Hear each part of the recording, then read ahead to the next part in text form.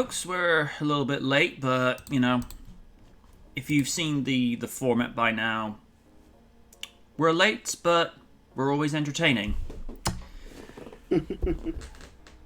So, a little bit of stuff has happened this week. The only thing I'm going to say with regards to the situation over in northeastern Europe, we are aware of what's going on. We're not here to talk about that. We're just here to help you relax, take your mind off of it for a couple of hours, and we wish nothing but a peaceful resolution for what's going on in that conflict, because let's be real, it shouldn't even be happening to start with. No. That's all I'm going to say about that. Because even Kaiju has said multiple times, we are not a political podcast. That's not our shtick. We're, a varied entertainment podcast because we like to talk about the things that help us take our mind off things. Whether it's wrestling, mainly Attitude Era when it was good. Raiden's already going like, bro, don't even get me started. Movies, TV shows, 80s and 90s cartoons. I think for me... Comic books? And in the 2000s, I think the only...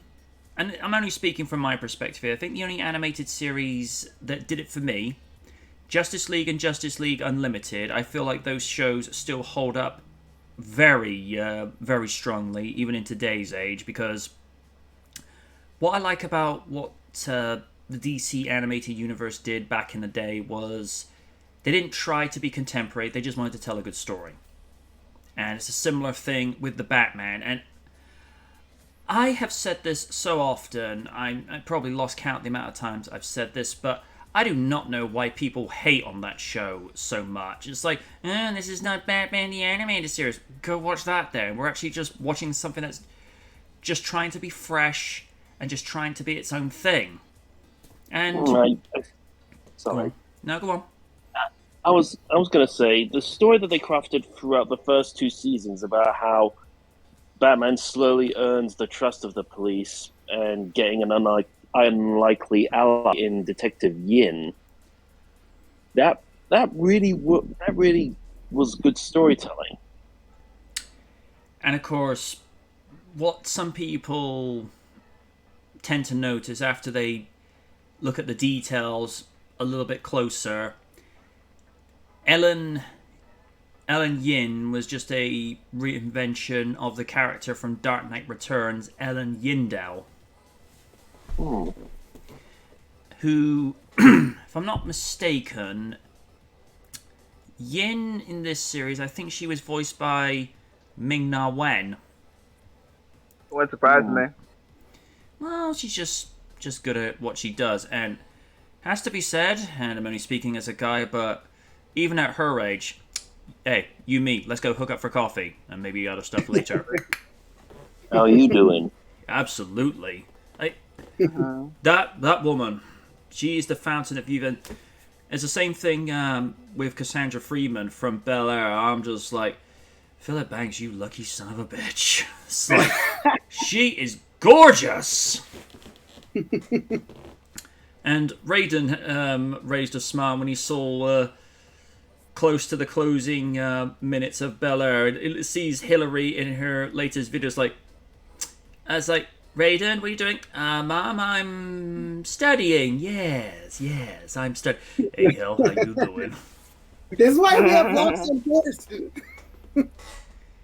It's like that guy and that Twitter post that Raiden was sharing. There's this guy doing a podcast, and he just goes, "Hey, Coco Jones, you ever come by my way? Hook me up. We go out and do something." That's just the thing I like about the characters, the way they've been updated. Certain characters like Will, he's been updated enough to whereby you can still recognize the original version from the 90s. Jabari, he's definitely got the essence of what the Will Smith was in the original series, but he's just trying to do his own thing, but he's not ignoring where the character came from. Whereas a lot of the other characters,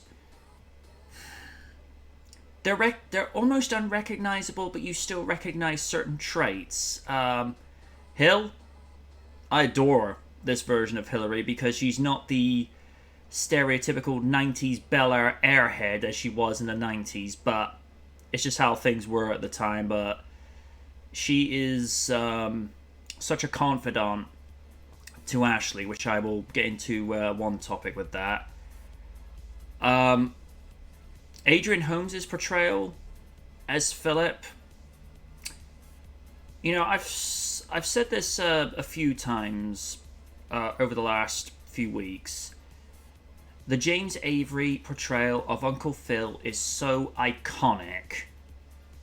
Let's not even touch that. And what I like that Adrian has done is there's still the moralistic principles of the James Avery portrayal, but he's not trying to do what James did. He's trying to do his own thing. And I like how he's just very soft-spoken, very eloquent, and very articulate with his words. Now, that's not to say James wasn't like that, because he was, but Adrian's just able to do it in such a way whereby, again, he's just making this his own. And I think if James were still here, he'd actually be proud of it, which at the end credits for this week's episode, they actually give a shout out to the iconic cast, and at the end of the credits it says, in loving tribute to James L. Avery, which I thought, that's a nice touch. Don't mind me, folks, I'm clearing my throat because had to eat breakfast, lunch, and dinner kind of all in a go because I've had a bit of a long lay-in today. Mainly because I'm going to be watching The Batman in a couple of days, and not to get into too much of an IRL thing, but the kind of work I do, let's just say I'm not a daytime person. So because I'm trying to find a way of seeing the movie whilst having enough sleep, but still going at a sociable hour and coming home at a sociable hour, because the runtime for The Batman, don't worry, that's not the Gotham PD out there, that's probably just some local nonsense going on. Don't worry, Batman will probably be on the job, this will probably, if this was Gotham. But the runtime for The Batman is 2 hours and 55 minutes. Mm-hmm. And you have that to... That sounds not too bad. And keep in mind, if we say, for the sake of discussion, my showtime is 3 p.m., it means you have to be at your seat for 3 p.m. Doesn't mean it will start at 3 p.m., because then you have to include commercials, infomercials for the respective cinema, and then trailers. Yeah, that does that. I remember New Year's Day when I checked out Spider-Man: No Way Home. Mm-hmm. There was a lot of like commercials and everything. Of course, the Batman commercial. There was a lot of that stuff. But yeah, it felt like never ending. But I feel like they do that when there's a big movie coming out. So I'll probably get it though. Oh yeah. So yeah, it's one of the reasons why I've catnapped her a little bit today. Might have been thinking it subconsciously, but consciously it's just like, it's Sunday, I'm gonna lay back and get rest day. Yeah. Right. First topic. I actually do mention that concerns one of the Banks characters, why Ashley Banks is one of Bel-Air's most important character updates. The youngest member of the Banks family, Ashley, doesn't matter which generation it is, Ashley is always a sweetheart, has a major change in the Fresh Prince reboot to the dismay of many fans. Okay. The Fresh Prince of Bel-Air reboot, Bel-Air, continues to push new boundaries with its character development. While many fans enjoy the more dramatic, updated version of the Peacock Originals series, some are not happy with the changes. Okay. Bel-Air, which premiered on Sunday, February 13, 2022, has expanded from the 20-minute American comedy that we remember onto a full hour-long drama. Jabari Banks, plays Will Smith, as we just mentioned, leading the new cast in this sitcom reimagining, charting the highs and lows of Will Smith's journey through ostentatious,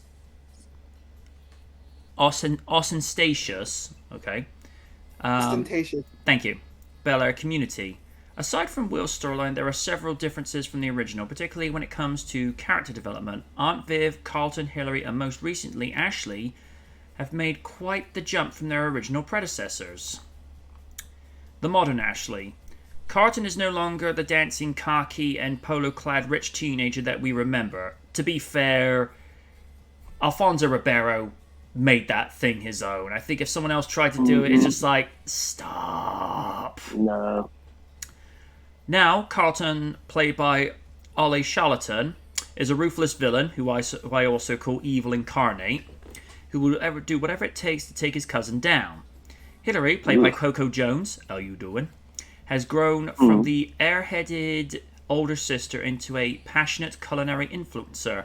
Even Aunt Viv, hey, the matriarch of the Banks clan, gets an updated storyline as the reboot has expanded on her ambivalence about giving up her career.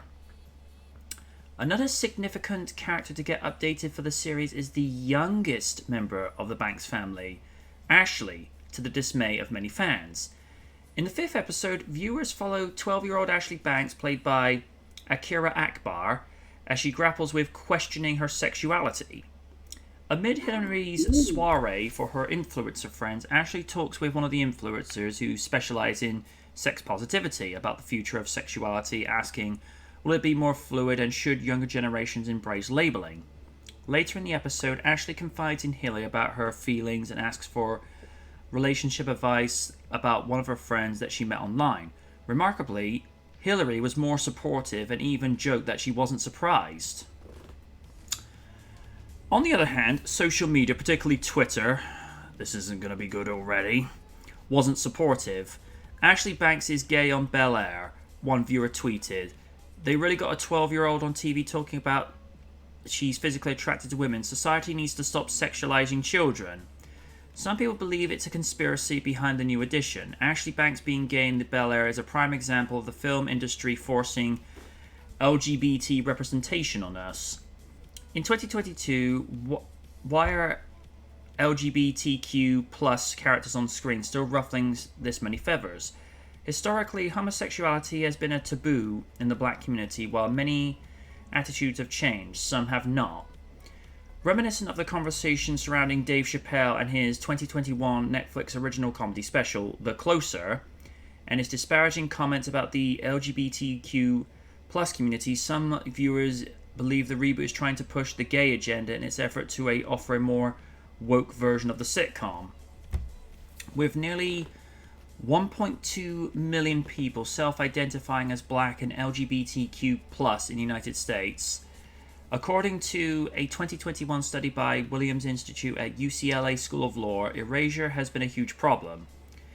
To queer viewers, particularly black queer folks, it's essentially now more than ever for queer black characters to be seen on TV and film.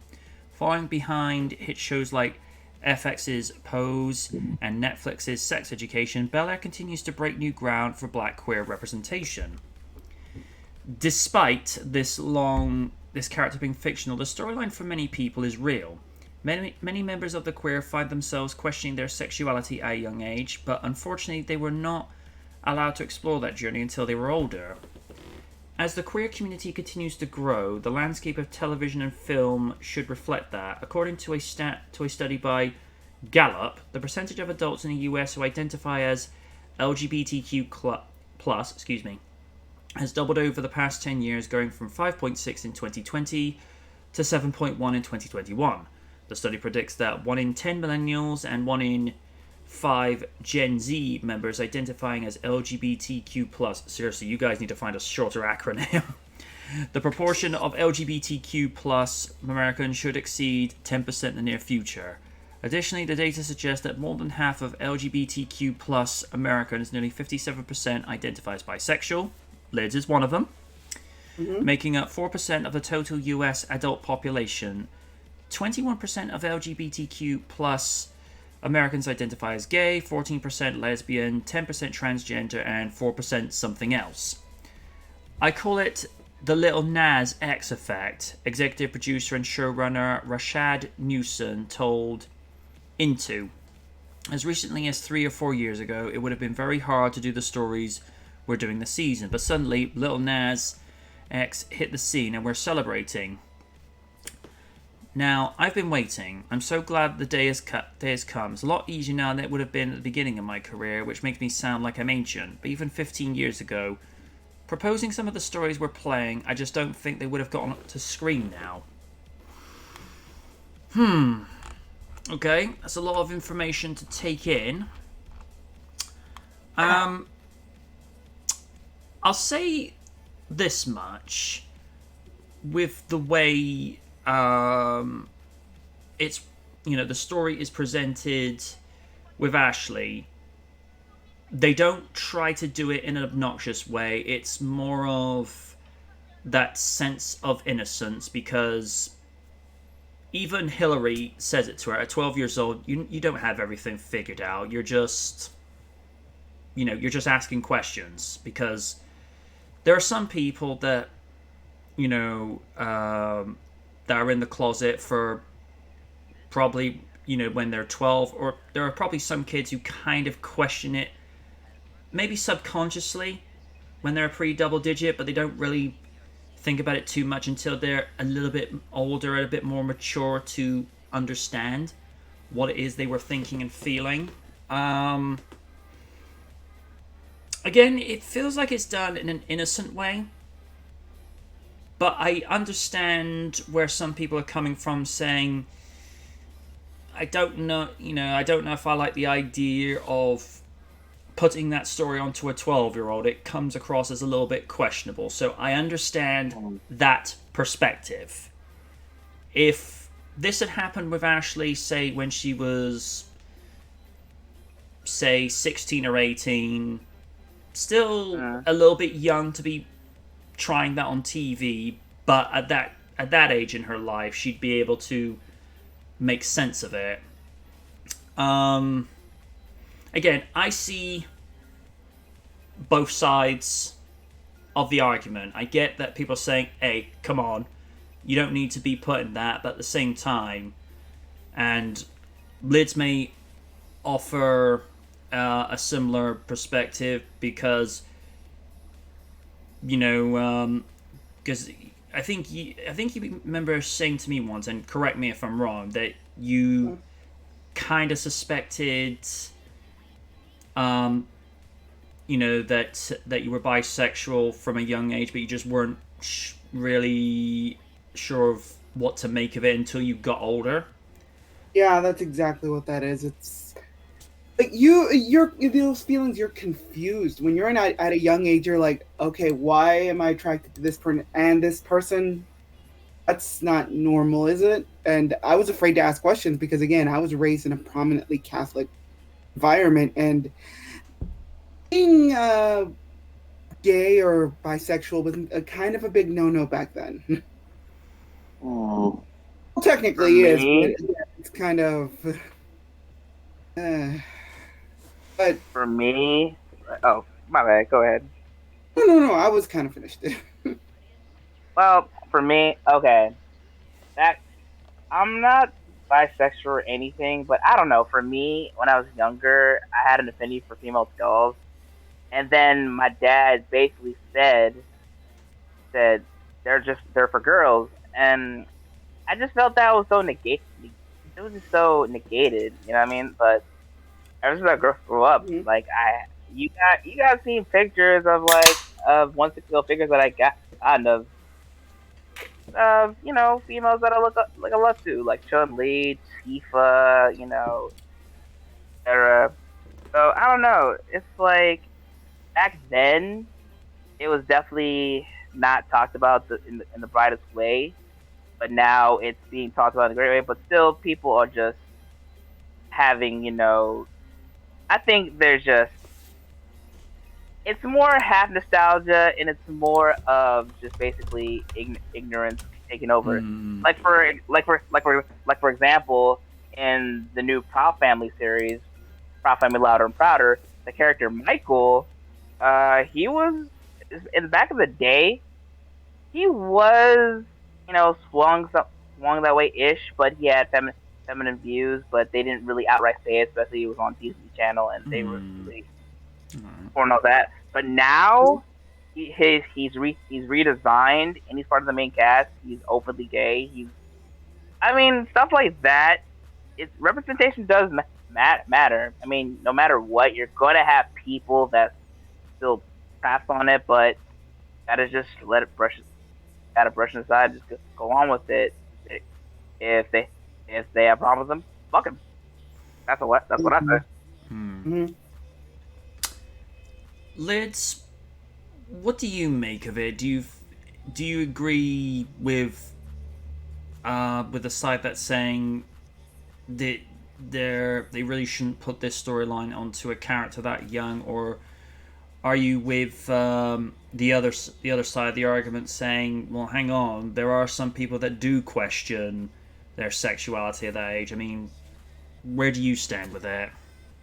I definitely fall into the latter because kids don't understand what they're going through. If they see something like this, it's like, oh, I feel the same way, and then maybe they start asking questions about themselves, and that helps them realize that maybe I'm gay, I'm bi, I'm whatever shade of the rainbow you are. Maybe that helps them understand that. Now, I don't get why people say, "Oh, don't make the character gay." She's not gay. She's trying to understand where she fits in. This is a 12-year-old. So at this point, I'm assuming she's going through puberty at this point. So trying to understand doesn't make sense to you. So I don't understand why people have to be so negative towards that. I get there are some people who are not very open to that, and to those people, they can go fuck themselves. But again, it's just I understand no hate and all that, but again, there's a point where it's like you got to draw the line somewhere. It's like you're hateful and you need to either change your views or get out of the way. But I think that this is actually pretty good. It's actually, again, if a young kid or someone who's like watching this with their parent or with the sibling, saying that's like could open a dialogue, a conversation between those two. I think that's the main idea. It's just like parents need to be more communicating towards their children at this time in their lives. That's what we need more of in the world. Mm-hmm. But again, all in all, I think this is a good thing. But again, and as I said, it's if you're not going to like it, then you either get out of the way or learn to be more supportive, because this is not going to go away no matter how hard you want to make it go away. All right. Stephen, same question to you. What do you make of it? A bit of a difficult subject to really tackle, but I think eventually it has to be tackled. Eventually, you can't just. It's like there's an old saying: you can't wrap your children in cotton wool forever. Nope. Mm-mm. And it's better to understand and basically with family. It's better to understand and basically just talk things through. I'm really glad that in the show that Hillary actually comes to basically have a talk with Abby about it. Yeah. Mm-hmm. Just shows how much of a difference they've taken with the characters. And to add on with a comment about not, wrapping your kids up in cotton wool, I think there's actually a Jewish quote. I can't remember the name, but I remember this being mentioned on The Simpsons when Bart was trying to reconnect Krusty and his father. As a child grows older, you let go with one arm, but draw tighter with the other. So let them have their freedom, but let them know that you're there if they need you. Mm-hmm. And Ooh. that's how it needs to be. I mean, not to get too much of a personal thing, but my mother was what we refer to as a little bit of a mollycuddler. She didn't want her babies to grow up, basically, and she would get really apprehensive if I wanted to go off to the movies by myself, and I'd get my dad going, the kid's in his 20s. You gotta let him grow up, otherwise he'll resent you for it. And here's the thing. It's actually very true. I think a healthy level of protection, and I'm saying this purely from my perspective. I have no experience as a parent. God willing, if I ever do become a parent, like, oh good lord. You got to know when to pull back, because if you don't give a child that freedom to grow and let them fend for themselves, they're going to end up resenting you for it, because how's a child supposed to gain the courage to do something for themselves if they're denied it? Yeah.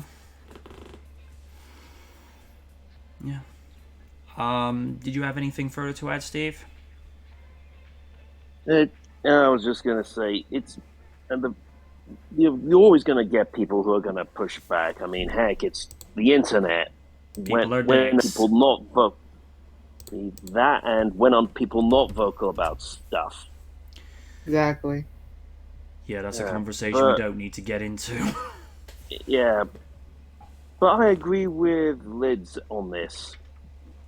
I mean, granted, it might be a young age at 12 to be talking about such things, but when it comes to when you get into your teenage years, you do need to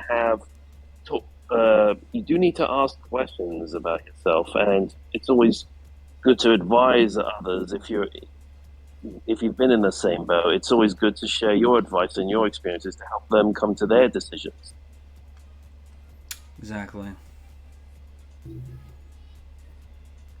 Well, Sean's just said, try being an uncle. Meh. I was an owner to a cat. As far as I'm concerned, until further notice, that's enough.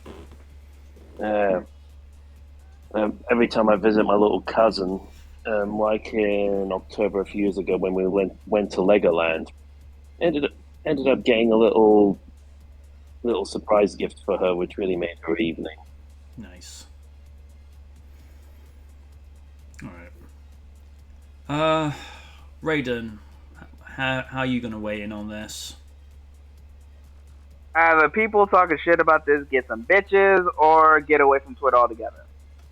Honestly, bro, this is the same shit, different day with me. Like, people think they're smart on the situation, but on the outside they're closeted themselves. Not all people, but I feel like, you're hating on a little girl who's figuring out her sexuality. Yeah, it can be a little dicey, but from what I've heard from the news post, it's handled very well, and I'm fine with it. Respected either way. Ashley's definitely one of my favorite characters from the original Fresh Prince. And for what it's worth, like I said with Hillary, I like what they're doing with these characters. And they'll call them go eat a dick, but you have that's no another idea. story. Like I said, yeah. but from what I've heard from this post, it's great. People who hate us can go fuck themselves. Like they ain't got nothing better to do. They hate, so just go with that copium and just keep doing what you do because we don't need the negativity here. Stuff like that. It's it's well welcomed. It's still gonna get hated, just like racism.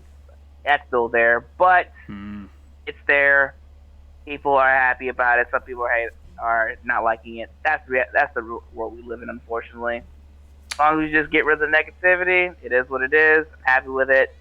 That's all that matters to me. So I mess with it. Okie dokie. And from one pop culture icon of a series to an iconic pop culture figure, Julia Garner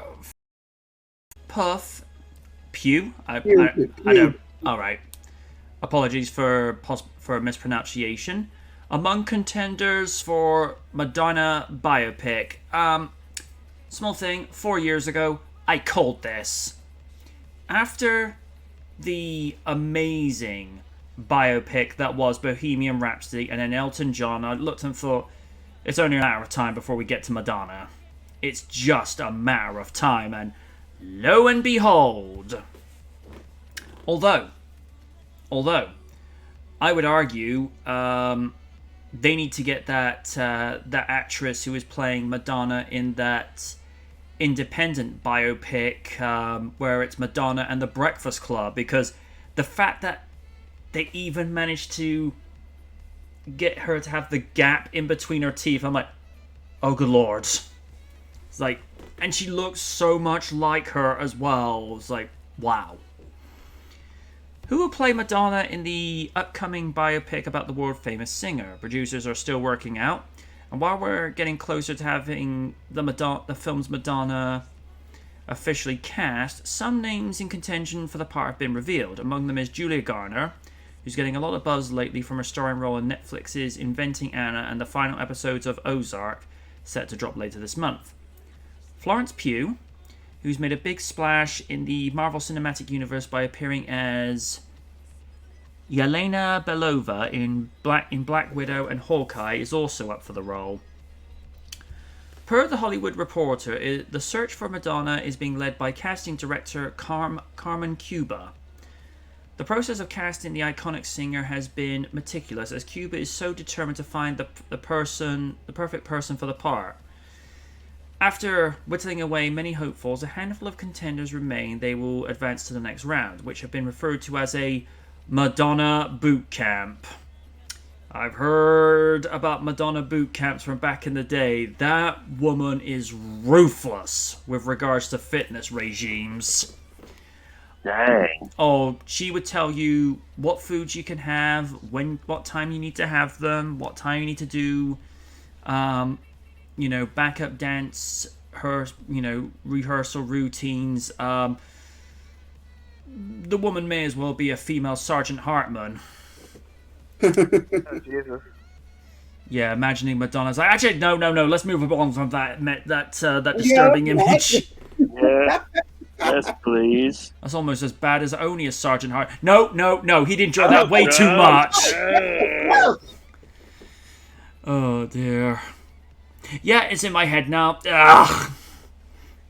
See, okay, that's your own fault. Yeah, I know, but like I say, only when he gets rageful, which I lose track of, how many times that's happened on what particular week, and him getting that energetic in the role of Sergeant Gunnery Hartman is just like, yeah, I can see it. I can hear his voice right now.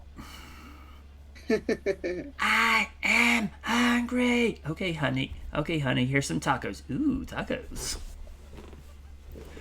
And Liz is just scowling. It was like, I hate tacos. As long as they're not from Taco Bell. They're street tacos from Mexico.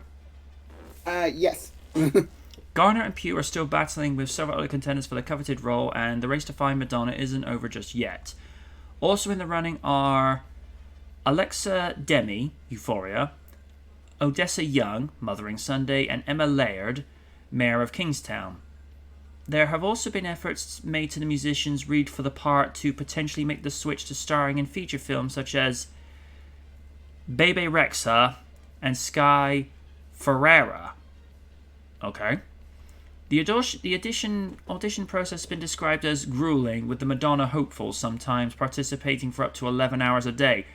Told you! This includes working with Madonna's choreographer, after which they'd been working with Madonna herself. Potentials were subjected to callbacks where they'd have readings and singing auditions with Madonna. Madonna is as hands-on as can be with this biopic, serving as director and co-writer. Oh dear. Penning the screenplay. Should we panic? Let's just keep reading. Penning the screenplay with Erin Cressida Wilson, and Diablo Cody. Okay. Was originally set to co-write with Madonna, but has since exited the project. Amy Pascal is producing the feature. There it is! The feature comes from Universal Pictures with a planned wide theatrical release. Even Rachel Wood is playing Madonna in the Weird Al biopic, and looking at the picture, there's enough resemblances. She's got the hair, she's got the forehead, she's got the makeup, so yeah, I could see it working. The role of Madonna has, oddly enough, just been cast, but it's for a biopic about another musician who rose to fame in the 80s. Weird. The Al Yankovic story is in development at Roku, with Harry Potter star Daniel Radcliffe playing the famous parodist who once spoofed with Madonna with his hit like a Surgeon. Evan Rachel Wood plays Madonna in the biopic, which is a fictional take on Yankovic's life, and a first look image of Wood in the role has been released. As for Madonna's biopic, a release date hasn't yet been set, while the project is still in its earlier phases of production. Finding the right person for the lead role is set to be crucial among moving forward, but it sounds like Madonna's getting closer and closer to finding her main star. How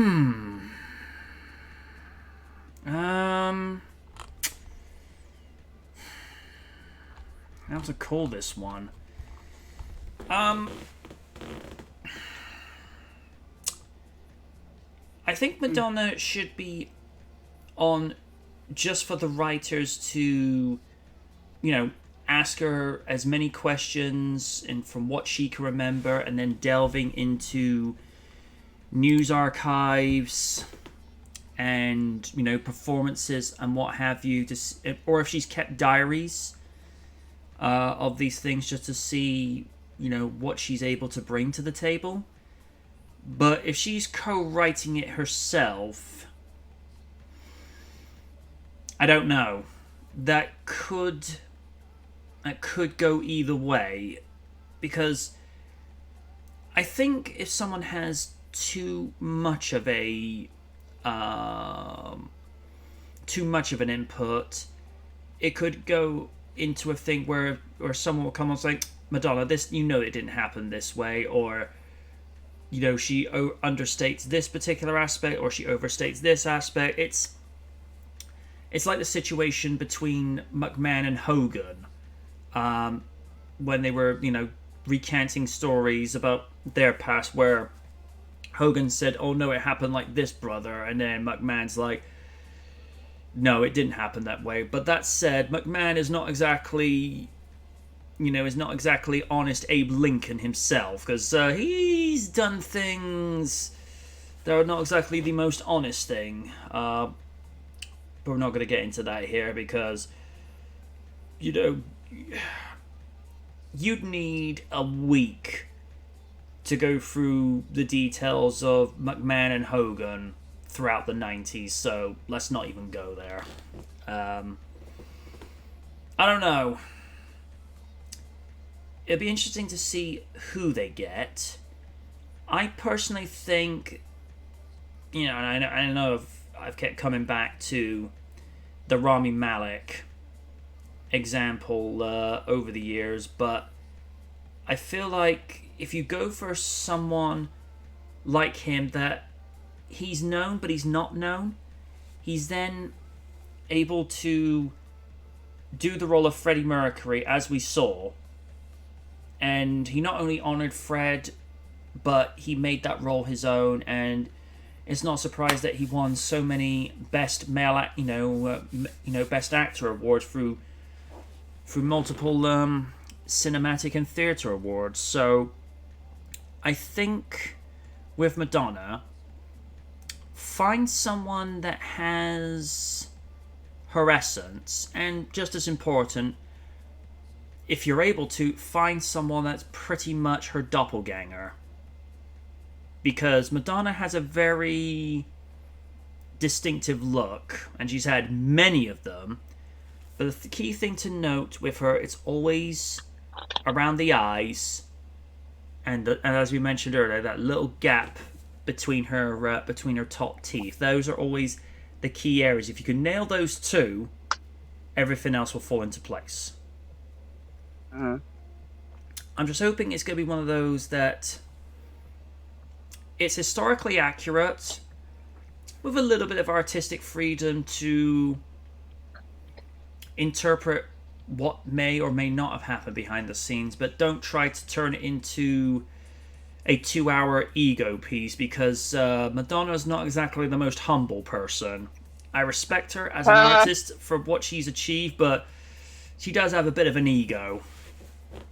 Yeah, I'll never forget. I think it was one VMAs when Aretha Franklin sadly passed away.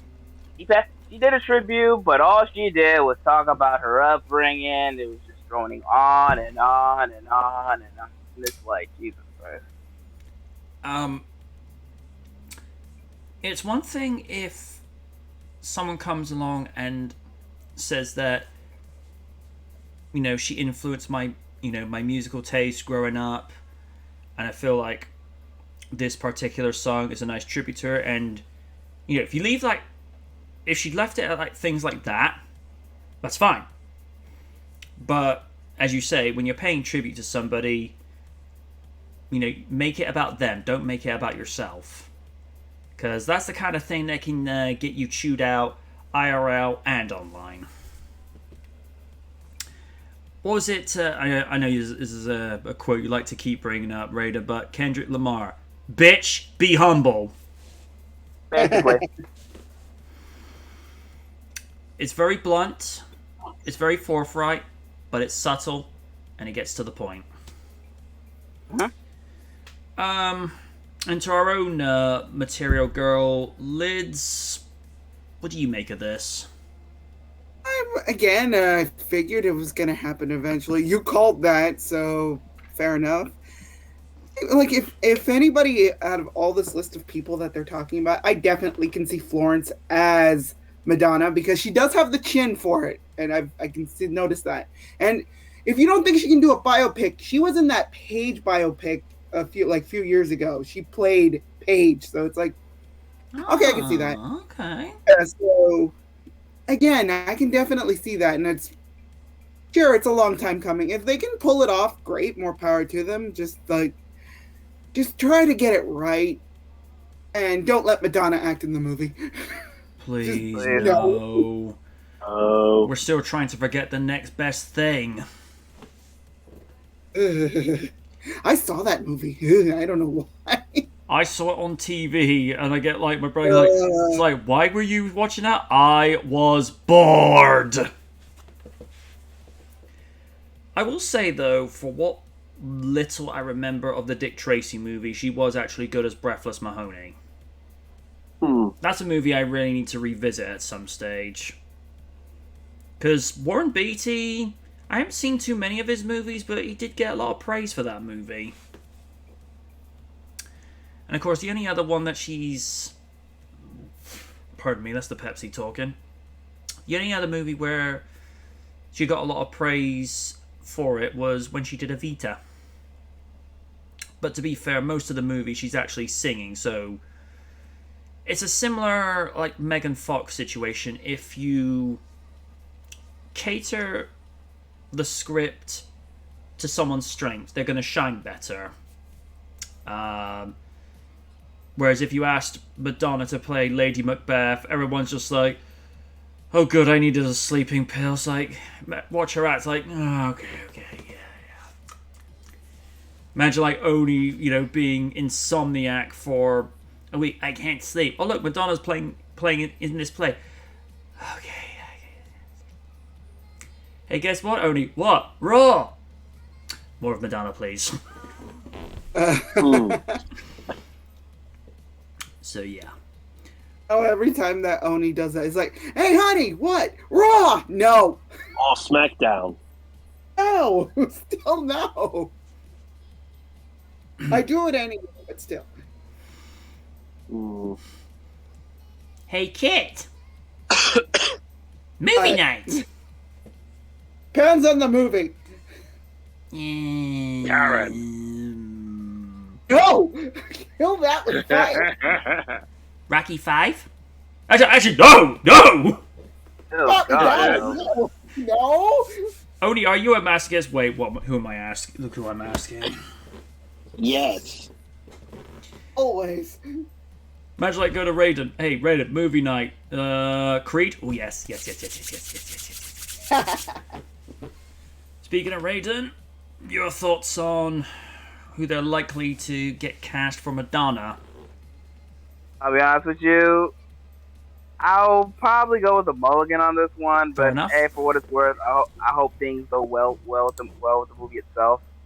So there you go. All right. And following on, I think this article came before the last one, but it's keeping the theme going. Madonna will direct her own biopic with a script co-written by... Oh, no. Oh, boy. Oh, no. Oh, Wait, no. what? Oh, no. Oh, actually, What no, is we're it? going to ignore this one. This is actually from September 16 of 2020, so I'm glad somebody Ooh, is... thank God. Actually, let's go on to something a little bit more... upbeat. Looks like we're getting a Romy and Michelle sequel. Mira Sorvino says she and Lisa Kudrow are on board to do another Romy and Michelle movie after the pair recently reunited at the SAG Awards. Romy and Michelle's High School Reunion 2 is not outside the realm of possibility, as both lead stars of the 1997 comedy would be up for a new film. Written by Robin Schiff and directed by David Murkin. The original stars Mira Sorvino and Lisa Kudrow as a pair of 28-year-old women who decide to invent fake careers to impress their former classmates at a 10-year high school class reunion. Janine Garofalo, Alan Cumming... Oh, I didn't know Alan Cumming was in that. And Julia Campbell also starred. At the SAG Awards, Sorvino and Kudrow reunited to present an award during the ceremony. Fan of the film were happy to see the two channeling Romy and Michelle for the special appearance, and it had some wondering if a new film with these characters could be in the cards. It's not up to Sorvino and Kudrow, but if Romy and Michelle's High School Reunion 2 were to be put on track, both actresses would be happy to return. This is according to Sorvino, who said in a much recent chat with Extra, "For me, there's always been a hope, and a wish. I saw lots of people asking for it, so Disney, here's your sign from the sky. People have a hunger for it, and we'd love to do it." Sorvino also explained what led to going in with the Romy and Michelle reunion at the SAG Awards with Kudrow, which even saw them referencing the film by pulling out post-it notes on stage. "We were asked to present together and thought it would be nice to have a little homage to Romy and Michelle. And then we continued to coordinate stuff, and it all kind of kept snowballing. It was even my husband's idea to do the post-its. He's like, you know what would be great? Is if you're announcing the names, you have post-its. I call my publicist and can you find post-its? Romy and Michelle's High School Reunion had a prequel. Really? I did not know that. There has been a follow-up in the past, but it was a made-for-TV movie. That'll be why. With a different cast, serving as a prequel and following the titular trends in high school. ABC Family released Romy and Michelle in the beginning in 2005. It stars Katherine Hagel, a Romy, and Alexandra Breckenridge as Michelle. And while it has a new cast, it's written and directed by Romy and Michelle's High School Reunion writer Robin Schiff. Okay, consistency. I like that. As a prequel featuring young versions of the characters, In the Beginning isn't quite the sequel many fans had been hoping for. Some would prefer to see Sorvino and Ricurdo reprising the roles for another installment. Perhaps a new film could pick up with Romy and Michelle reunited with their old classmates once again, this time for the 35th reunion. It would just take some creativity to come up with a new story that would work well as just for the characters, as their former classmates will be wise to them this time concerning their fake careers. I've never actually seen the original, but I hear a lot of people speak very highly of it. So, if the powers that be say, do it, give the people what they want. Lids? I've actually seen this movie before. It's actually one of my favorite movies, and if there is a sequel, I'd be down to watch it. And yes, I heard about that prequel or whatever the hell that was, made for TV movie. I didn't watch it because it's like, yeah, I'd rather watch the original. Thanks. Okay, I'll be over here because remakes, reboots, anything that unless it's good, I'm not gonna watch it. I'm sorry, I'm not. That's fair. But if they can get most of the cast back, at least certain characters, if they can get the two main leads, the guy who like the nerdy guy who turns out to be a really rich dude. I can't remember his name because I'm blanking on it. If they can get Janine Garofalo back, I'm like, okay, yeah, I'm down. I'm down for this movie because she was actually one of the favorite characters in that movie. She was also in The Truth About Cats and Dogs. Yeah. Yeah, I'd be down for this. It's like I'd be excited for it. Just don't fuck it up. Just don't fill it with too much pop culture humor. Please, no. Don't fuck it up. I feel like overuse of pop culture references is only relevant if you're like doing a parody movie because you're taking the mick out of it, but doing it in a funny way, whereas you get so many movies like go, hey, we remember this thing, we remember that thing. The audience like pulls them out. We know, just tell the story.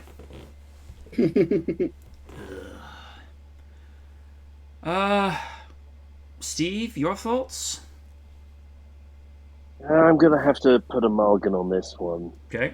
Didn't really see the first film, so it doesn't really interest me. Raiden, are you also pulling a mulligan? Samesies, yeah. I have no idea about this movie, but like I said, with anything, hope everyone enjoys it. Okie dokie. And speaking of other polarizing figures, some may call Madonna polarizing, some may consider this one as well. Lindsay Lohan signs new deal with Netflix to star in multiple movies. Oh no! What? Oh no! No!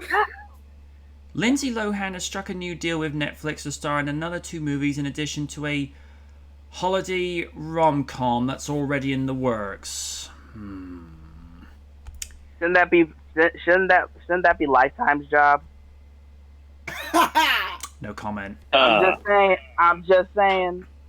Lohan is back to making movies, courtesy of Netflix. Previously, it had been announced by the streamer that Lohan would star in the holiday rom-com Falling for Christmas, making her return to starring in feature films. On Tuesday, Deadline reported that Lohan signed a new 2-picture deal with Netflix to star in 2 additional films, meaning no less than 3 feature films with the Mean Girls star in lead are on their way to streaming service. It's not clear as of now which other 2 films will star Lohan. Falling for Christmas, which is heading to Netflix in 2022. Lohan plays a newly engaged spoiled hotel heiress. Oh goody, I see where this is going already. Who gets into a skiing accident and suffers from total... Really? Oh no! No! You're pulling You're this not- trope again? No! You're not pulling this! No! Somebody needs to clip this later. Seriously, we're doing this bullshit again? It appears so. No! Sean, if you're there, you can clip this. Yeah, seriously, clip it. Oh my god! Oh.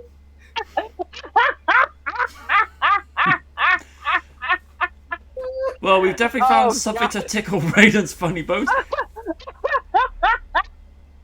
Amnesia. Okay.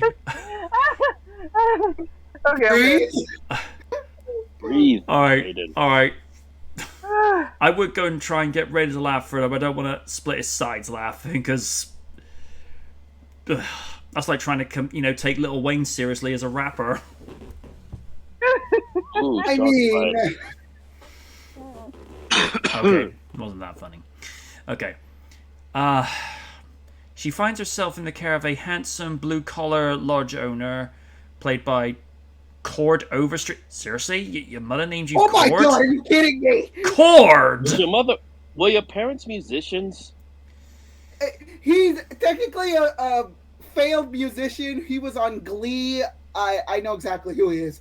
Oh god, why? God, why?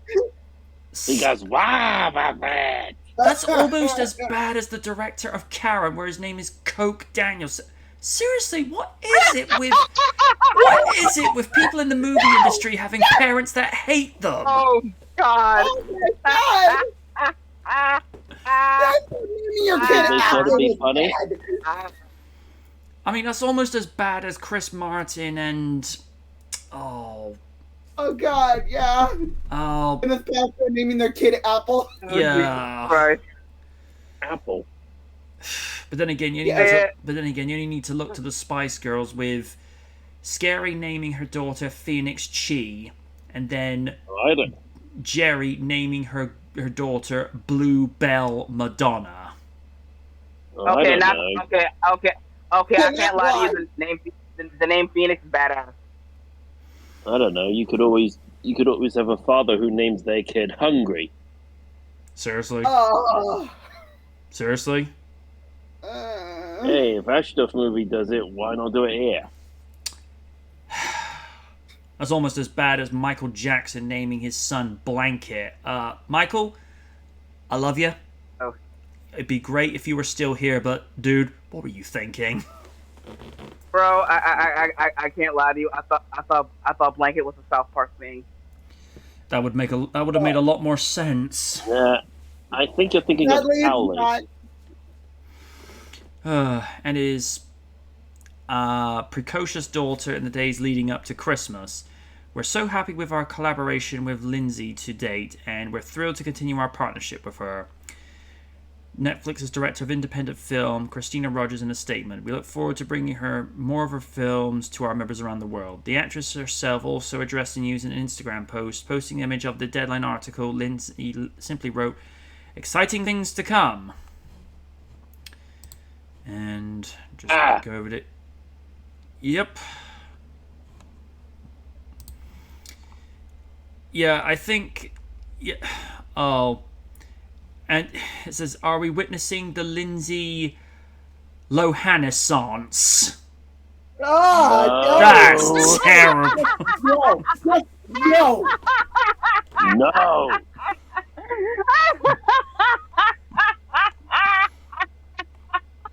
What the?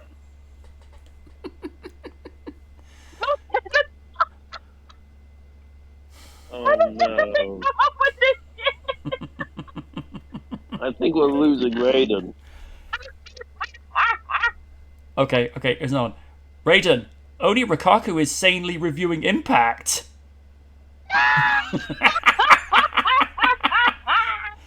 And Sean just goes, "That was bad, and you should feel bad." Oh God! Oh, eat your heart out, Billy.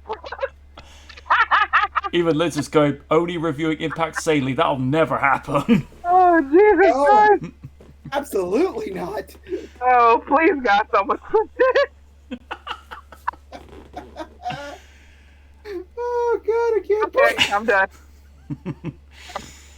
A former child star, Lindsay Lohan found fame with her breakthrough role in Disney's The Parent Trap in '98. To be fair, even looking at the screen cap where she's playing dual roles within the same shot, that is some decent editing. I'm not gonna lie. Yep. Yeah. Leading to big roles in other movies like Freaky Friday, love that movie. Confessions of a Good one. Teenage Drama Queen, so that's basically Twitter every 2 seconds. Heard Megan Fox was in it. 2004's Mean Girls would become one of the best known films. Stop making fetch a thing. Also, she's also known for movies like Herbie Fully Loaded, which also starred Michael Keaton as her father.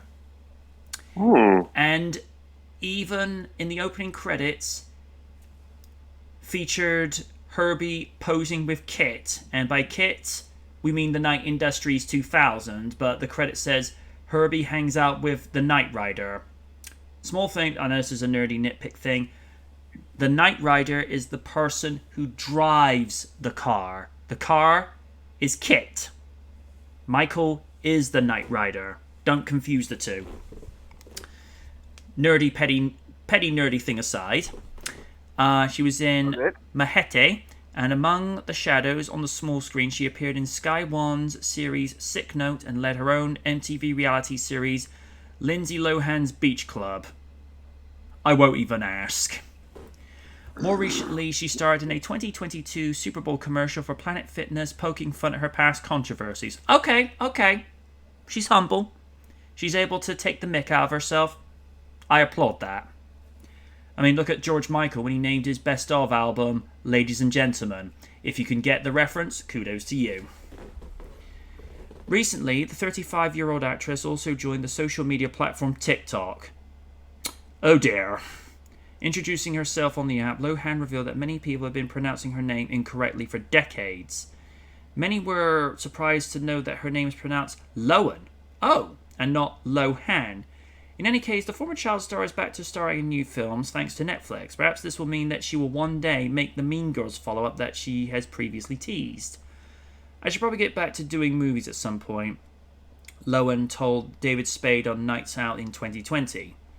I think I was going to Mean Girls for a really long time. I wanted to come back with a Mean Girls 2, to work with Tina Fey and the whole crew again, and Mark Waters. That was what I really wanted. I was excited to do that, but that's all in their hands, really, so that would definitely be an exciting thing. I haven't seen Falling for Christmas. Well, it won't be until much later this year, so as Wynn has often said, the proof in the pudding is in the eating, so we shall simply see, how that comes about. The fact that she poked fun at some of the stupid things that she did growing up. It's like, okay, you've got a decent sense of humor. You're able to make light of what happened, and you're able to laugh at it. I got no problem with that. I applaud that. Whether we'll get a Mean Girls 2, it depends on a few key factors. If the story's good, if the cast want to do it, and more importantly, if the audience want to see it. Because, as we've seen in recent years, after so much time had finally passed, we got Ghostbusters 3. The Ghostbusters 3 that we all deserved. And with Sonic the Hedgehog, we got the Sonic movie we wanted in 2020, and not the design that was shown in the original trailer. And as I've said so many times, I get what they were trying to go for in the original. They were trying to go for something that would look plausibly realistic in a real world setting, but no. And to be fair to the artist that redesigned Sonic for the movie, he was able to strike that balance where it's the Sonic we recognize, but he looks plausible. So if we get a Mean Girls 2, great. And I mean, it sounds from anything like Lindsay's trying to get her life back on track, and from what we're hearing, she's doing it in phases. So,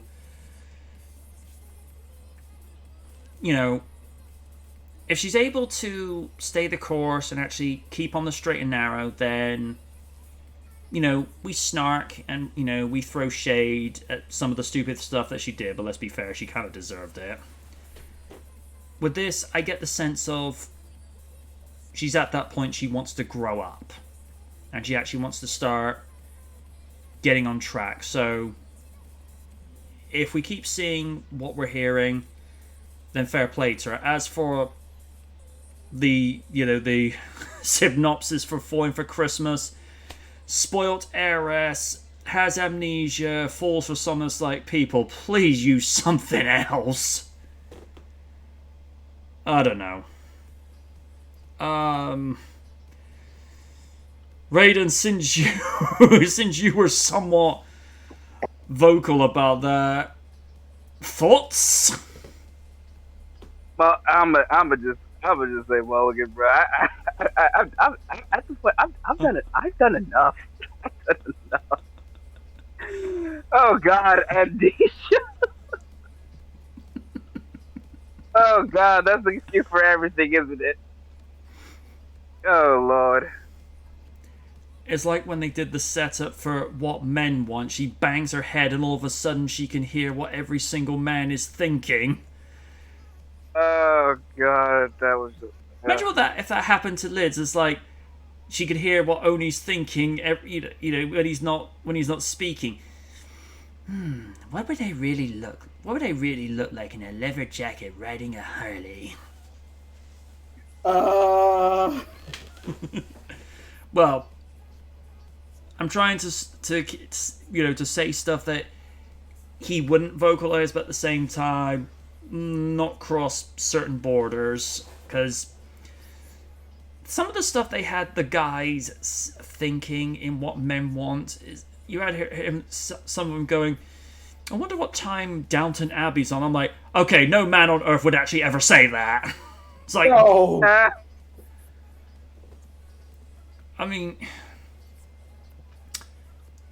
when they did What Women Want over 20 years ago, first of all, it made sense that you had Nancy Myers doing the co-writing and directing it, because it's like, these are things that a woman would think. It's like, okay, absolutely authentic. But if you want to know what a guy is thinking, and that's a Pandora's box you might not want to open, you should have gotten a guy consulted on this. But hey, it is what it is.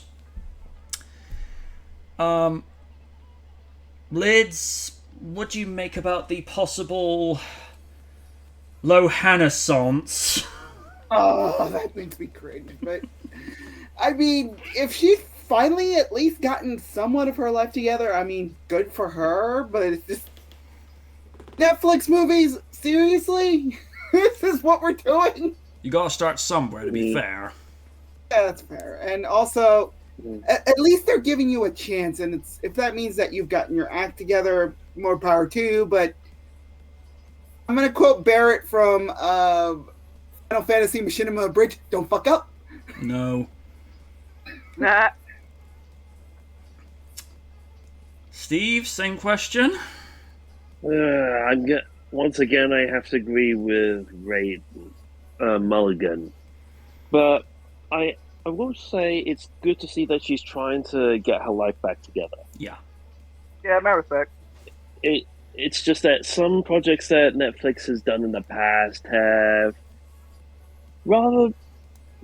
some of them, they are known for some flops up as well as others, as well as their successes. I mean, for those of you who don't out there know, there was like an animated movie called Leo the Lion that was put on Netflix, and it is god awful. If you want any more details on that, just see Saber Sparks' review of it. Is it like a rip-off of The Lion King? Yes, and let's just say it goes into very much cringe territory, especially towards the end. I'll be avoiding post-haste. Sorry, that's the Pepsi talking again. Okay.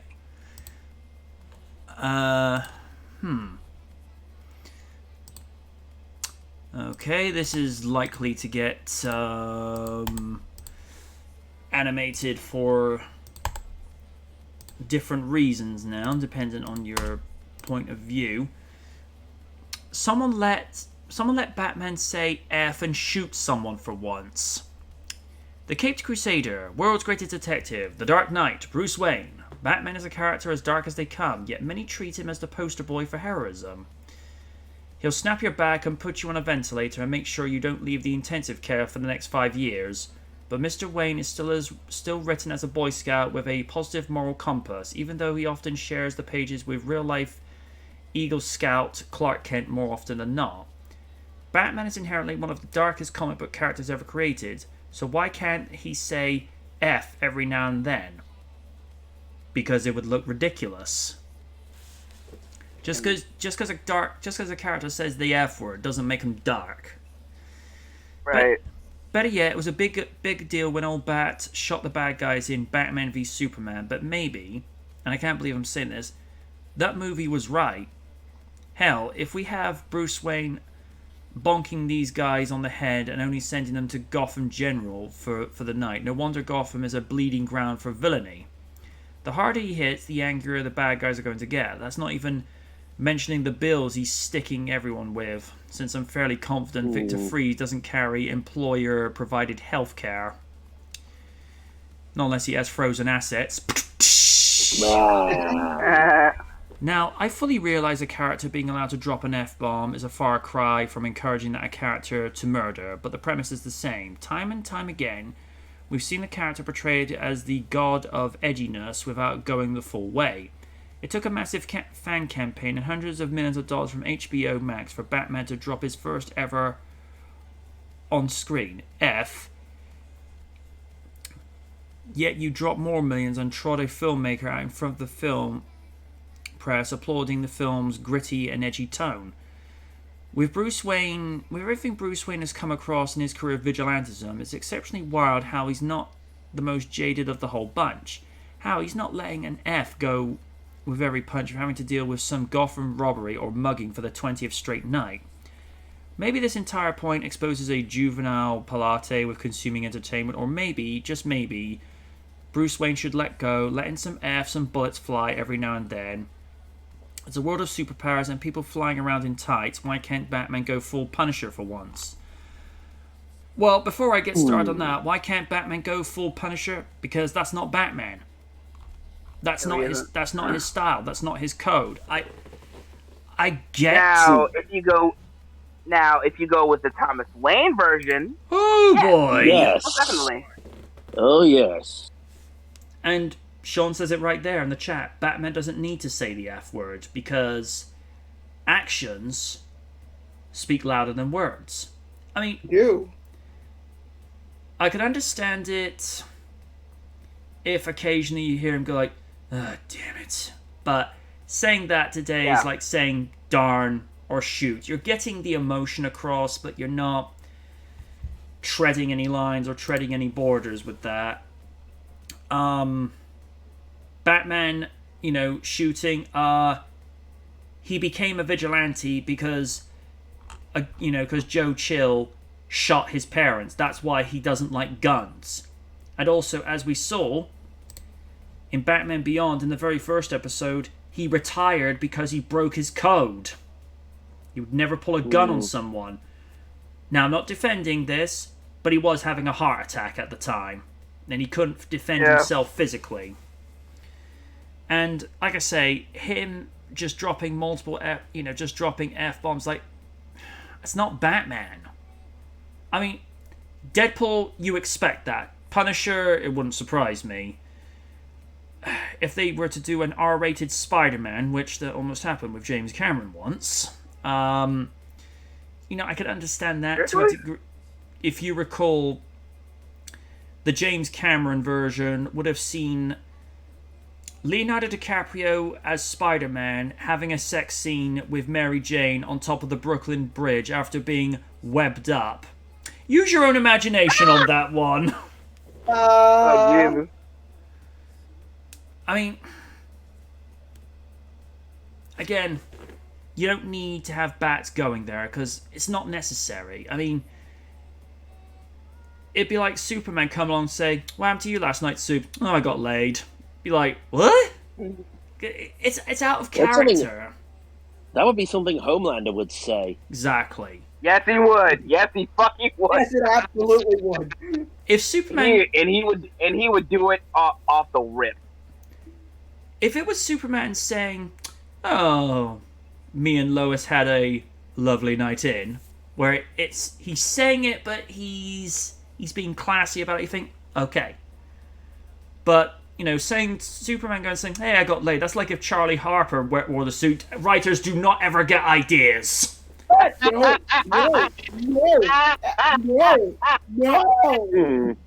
Oh, God, do it. Do it, God damn it, do it. No. If Charlie Harper was Superman, there would be so many unexplained pregnancies of kids having superpowers. Aye. God. Oh, dear Lord, yes. Instead of Okay, why am I- Superman, Super Player. Hmm. Yeah, so again, I get where the article's coming from, but at the same time, it's just like, no. That'd be like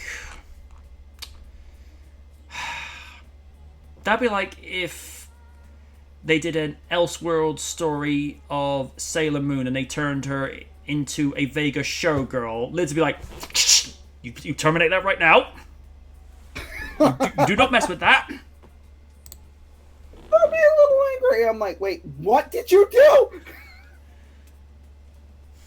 Again, it's one of those, you don't need to go there. Mm-hmm. Steve, go nuts. Said what I need to say. I just think this. I think this is guys just using this article as an excuse to riff on how he thinks Batman should be. Although, may I remind people of what he said in the Under the Red Hood story, and in the film. It's like if he said when it came to confronting Red Hood, it'd be so easy for him to go down that path of murdering somebody. But it's the question of, would he be able to ever come back from it? Yeah. He wouldn't. Yeah. I think even Alfred said something similar at the end of Mask of the Phantasm, which Double Toasted reviewed recently. It was a good review. Alfred says something to the effect of that Andrea fell into the pit of the abyss long ago. Bruce continues to walk it every night, and he thanks the good heavens that he'd never fallen in, because Bruce has always tiptoed that line of the point of no return, but he never goes in because that's not his style. Yeah. And the cool thing about that movie itself was like, I like how Alfred was really cheeky with him, like, like as he should. While in other properties, like for example Arkham Origins, when Batman was going to go against like Bane and others, like Alfred's like, "Yo, no, you're not doing this. You're not a hero. You're just a kid in a cape." I'm like, okay. I mean, because he knows him. Also, one part I did like a Mask Fantastic, like, you really know me? Like, I changed your bottom. Of course I do. I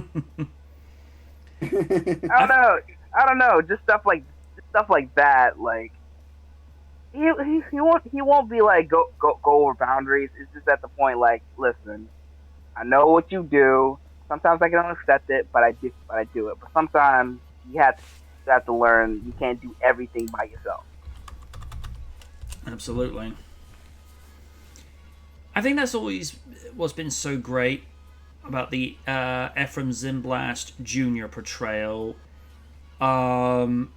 He will air his disapproval, but he does it in a way that's a tasteful dry wit. You know, he kind of sasses him, but it's done in a way whereby he's doing it within his boundaries. He knows to tiptoe a certain line. Are you finished, Steve? Yeah, pretty much. And to our own Catwoman, Lids, what do you make?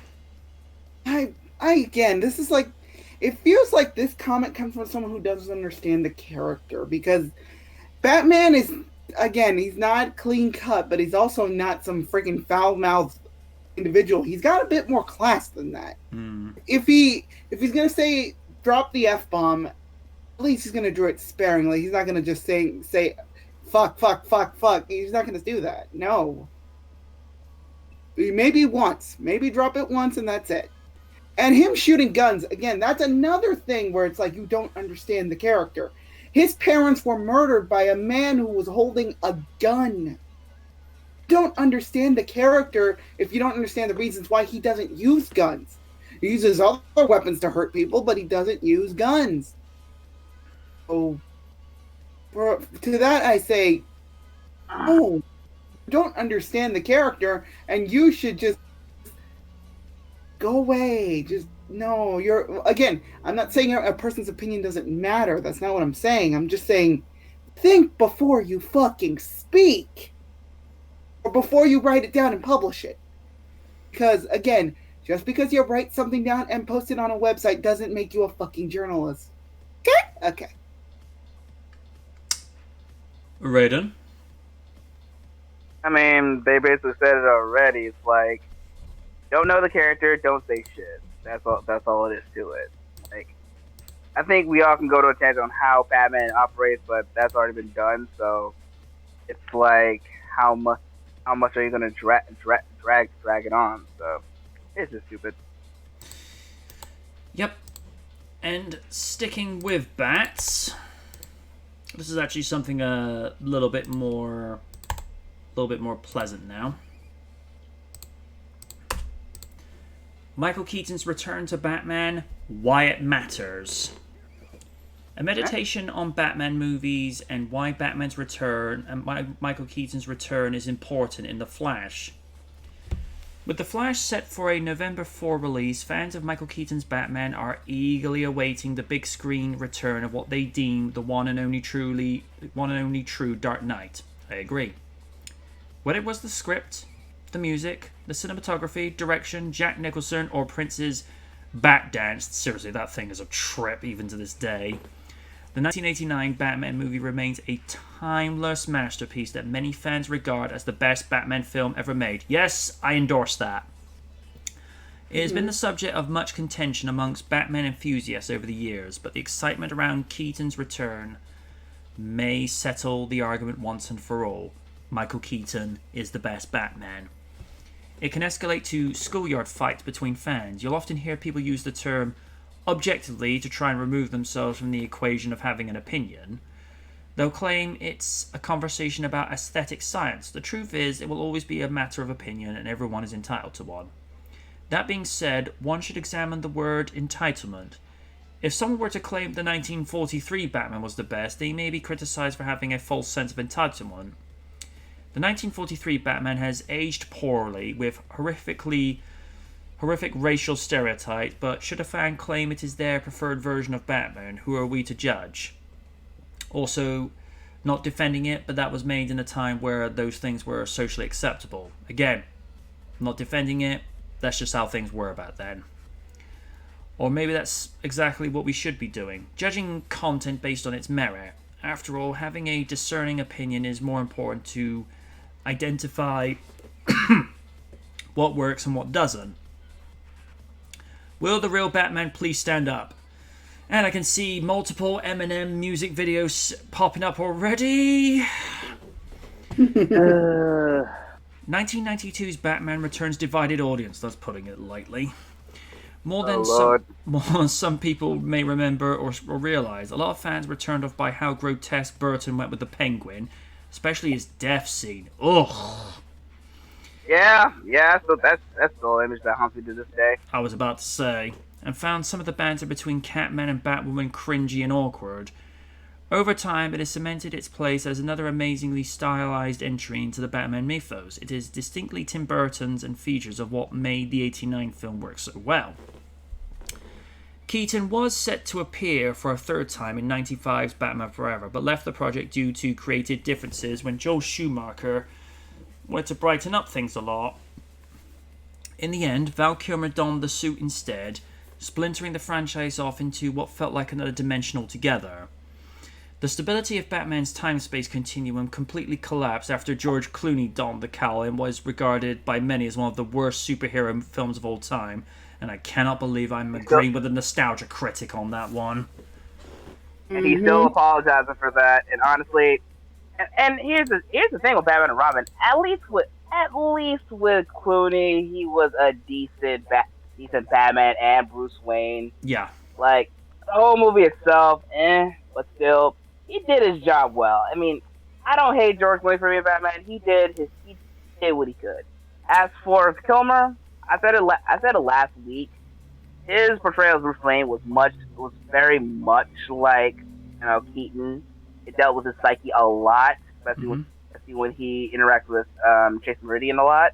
Well, for me, it's just a damn shame that Kilmer was known to be a big ass prima donna who I heard had a little feud with Joel Schumacher himself. Also, on a side note, I couldn't get past the first 7 minutes of Doug Walker's review of Batman Begins. It's just like, really, dude, this was cringier than the Hulk. Oh, no. God, no, don't remind me. Yeah. He's, in the opening bit, he's bringing up bat nipples, bat credit card yet again. It's just like, oh, for fuck's sake, you did this 14 years ago. Do we need to be... It's like, I don't want to be reminded of it now. I thought Linkara destroyed that joke completely. Yeah, well, they kind of don't want to acknowledge that because of the whole change the channel thing, so... Joke is back! Yeah. Circa 2005, in a sound mix session somewhere in Hollywood, director Christopher Nolan sat there with a team of people as Christian Bale's voice was manipulated by a sound engineer. One must ponder, was there anyone who disagreed with that decision? Was there someone who felt strongly about it but didn't have the courage to speak up or in fear of disagreeing with the director? Many fans think to this day that Christian Bale's voice manipulation single-handedly ruined the entire trilogy. With Batman Begins and The Dark Knight Rises, I felt like it was okay. The Dark Knight, he laid it on way too thick. Yeah, I mean, with Begins, it was subtle. With Begins, it was subtle. Whereas, like I say, The Dark Knight, he just went way too far. And I think the two best ways of doing it is either like Keaton's, just speak in a lower register, or just do as Ben Affleck did, have a voice changer in the cowl. So that way, he's saying the lines naturally. It's just that the voice box that's in the cowl changes it for him automatically. Which to me, like I say, just makes sense. Others outright reject such a claim and point to the less than stylized Gotham Chicago for pulling them out of the Batman universe. Others may claim the action sequences felt rushed and difficult to follow. Some have pointed to the scripts claiming they feel more like serialized TV writing than well-paced feature films. All that said, you probably hear that Nolan's trilogy is an impeccable masterpiece. It all depends on who you're talking to, but in terms of rewatch value, Burton's original trilogy, if you include Forever, which he helped produce, is hands down the winner as a form of escapism and fantasy. Burton's film takes the cake. Similar to a political spectrum, Batman has a far left and right. On the far left, you have Adam West and Burt Ward fighting Great White with shark repellent bat spray. On the far right, you'll find poor Dano weeping in a corner while Christian Bale and Robert Pattinson scream at one another who's more depressed. Oh no, the sad thing is I can actually... No, I'm more moody! No, I'm more moody! Rated Plaza, y'all shut up, I'm trying to sleep. In the center, you'll find Keaton standing in front of George and Val, keeping on Ben Affleck, who wanders back and forth trying to find his place. Ooh. Damn! At this point, there's something for everyone, but most fans agree Keaton brings balance to the Bat-Force. 2017 seemed to be a year in review for Batman, as we got both the Lego Batman movie, freaking love that movie, and Batman Return of the Caped Crusaders, which saw the return of Adam West. Both offered humility and commentary on Batman's tonal spectrum. In Caped Crusaders, the tone becomes part of the plot itself. There's a great moment where West echoes line, "You want to get nuts? Let's get nuts." For Keaton fans, this was validating. Sadly, Adam West passed away that year, but before he died, perhaps in a coded way, he was telling us his opinion. Michael Keaton was the best Batman. And I do like it in the Lego Batman, where he taps into his car, says, "You want to get nuts?" It goes, "Let's get nut mix." I love... On my way there. Go on. It was just quoting the whole Batmobile Siri car thing. They actually used the Siri app for the Bat computer in that movie. Yeah, they actually did get Siri from Apple to be pewter. Because for whatever reason, Batman in Lego Batman can't pronounce computer, he just pronounces pewter. It's like, what, Batman, what is the password? Iron Man sucks! My brother wasn't going to be on board for it, but as soon as he said as soon as he heard Iron Man sucks, it's like, okay, I like this movie now.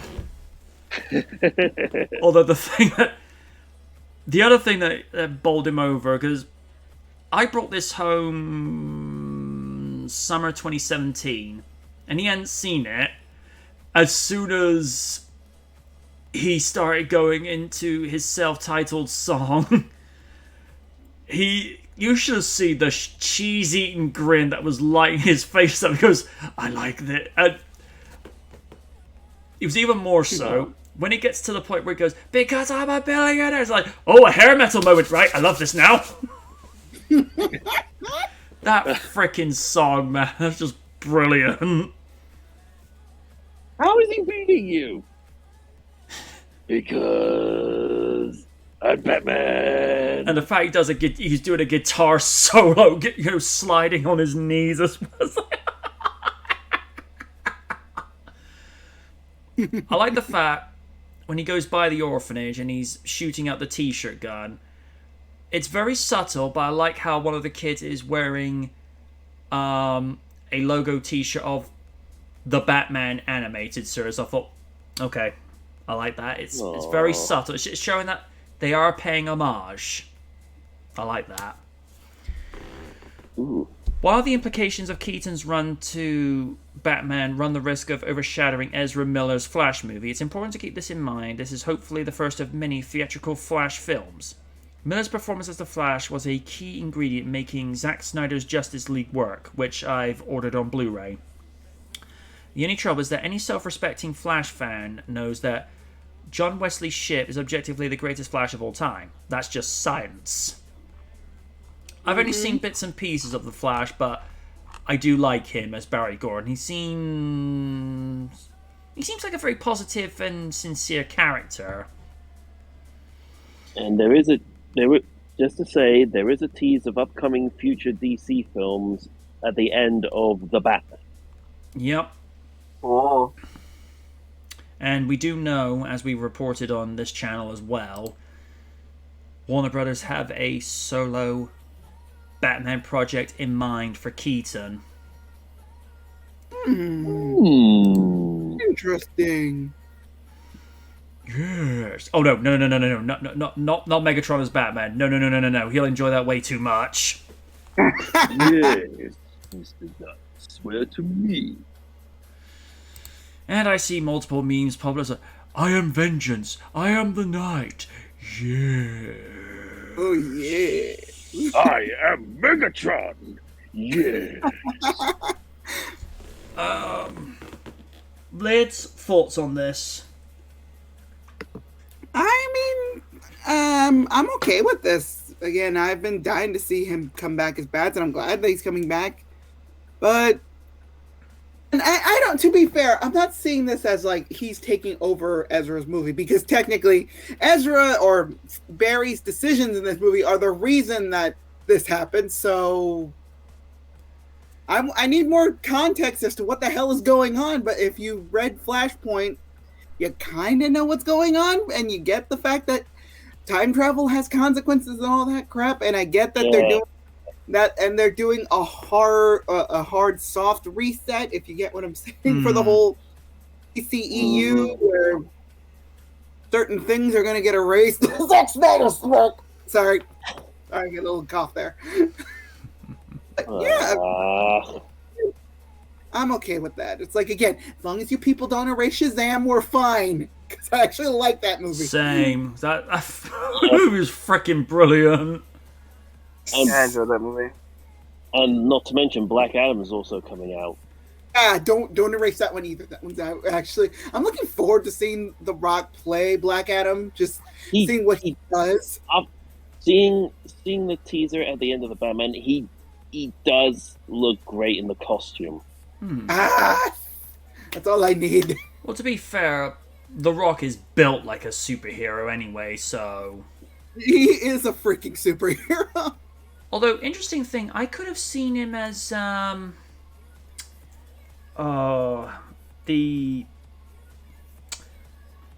Jon Stewart Green Lantern. He's got the build, he's got the mouth for it as well, so... Could have seen that. I could see it. Either that, or he could have been like a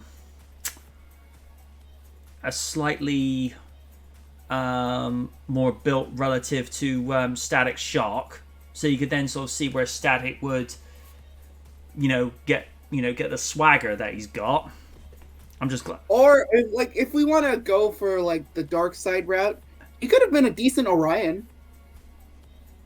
If you don't know, that's Darkseid's son. Oh. The whole drama of the New Gods, where Orion and Mr. Miracle were traded to the different factions of that of the New Gods. Orion was given to Highfather, and Mr. Miracle was given to Darkseid. So when you say Mr. America, all I can picture was Hulk Hogan. No, God. Let me tell you something, brothers. I'm gonna join up with the Justice League, and we're gonna run America Mania, running wild. And Odie just turns to Lid. You told me I was going to enjoy this movie. I didn't know he was gonna be in this. I never said those words. Those words were not discussed. Hey, Kit! What? Impact later. With Jenna Maraska wrestling. Oh, no. Oh, we not? Just for context, for those who don't know, Jenna Maraska is someone that would make Kelly look like Beth Phoenix, Trish Stratus, and Lita combined. Oh, God, no. Yeah. She was... Actually, no. Jenna Maraska is someone that would make Eva Marie at least look like Mickey James. And yes, I will go wash my mouth out with soap later. Don't do that! Oh my God! And there's like, I cannot believe you said that. It's like, dude, look how long Jenna Maraska lasted, and look how long Eva lasted. Yes, but Eva likely had a likely following. That's possibly true, but she lasted longer still. And this is something that me and Elman have brought up. Eva went to train with Brian Kendrick, and she proved she could actually wrestle. But why wasn't she wrestling with the other ladies just to get a rhythm and camaraderie going, Little tangent over. Where are we on?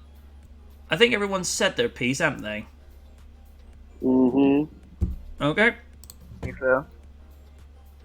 Okay. What to pick next? Okay. We're kind of still on the subject of Batman per se. Mm-hmm.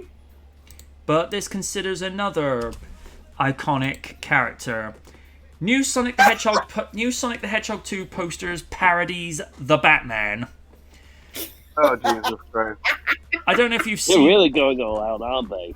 I don't know if you've seen this one image. Hang on, let me find it real quick. Why am I getting images of this being in Sonic X? Hang on. Let me see. Yes, I think I found it. Let's see.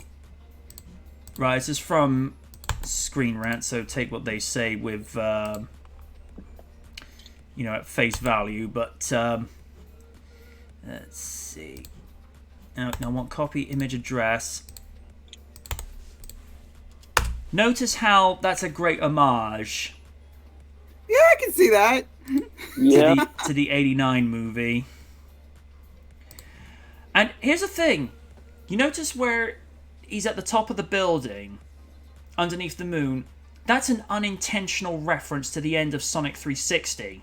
That great shot of the moon when he's at the top of there and you can hear the bell chiming in the background. Whether that was a coincidence or somebody on the production of that game was a Batman 89 fan, but that movie ended with a bell chime looking up at the moon like that. So I thought, okay, I could see what Sonic 360 was doing there. It's probably Here's the thing. We've crapped on that game for as the day is long, but one of the things I will give the game praise for, it knew how to do the visuals when they had the money for it. When they had the money to do like the full-on proper cinematic CG cutscenes, they looked stunning. And then they cheaped out on a couple of scenes, and it's like, I think, what was it? Xbox Magazine at the time in 06-07 rated it the worst Xbox game of all time. I'm like, are you serious? It's like, Xbox as a franchise had only been around 5 years by that point. It was voted the worst.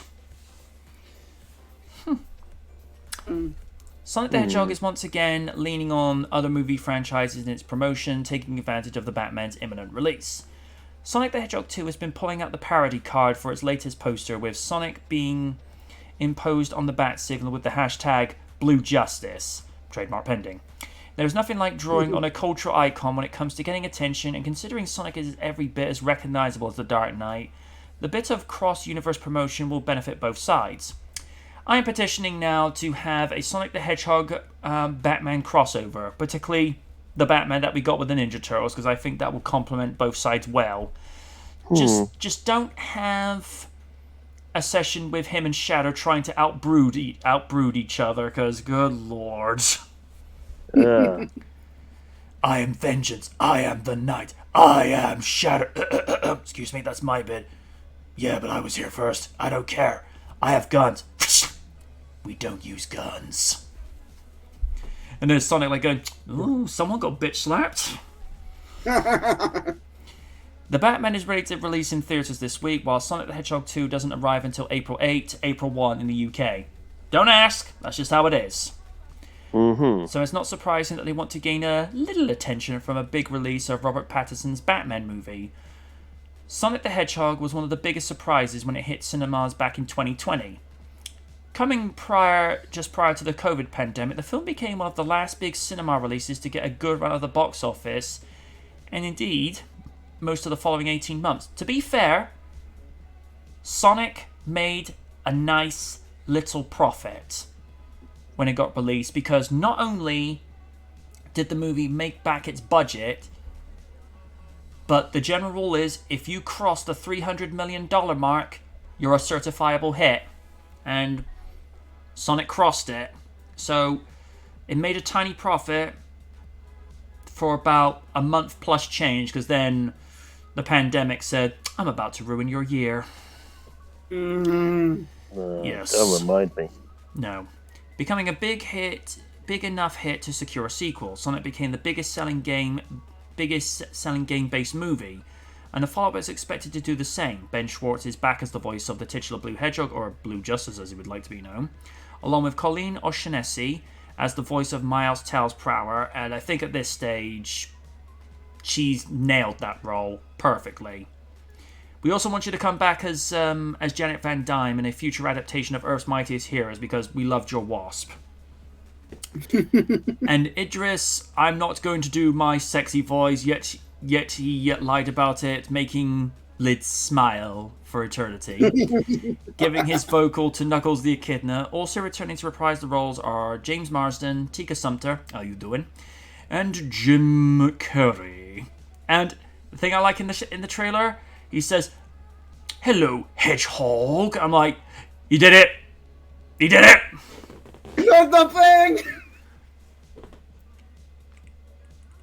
As long as he's able to do Long John's ahs, it's like, okay.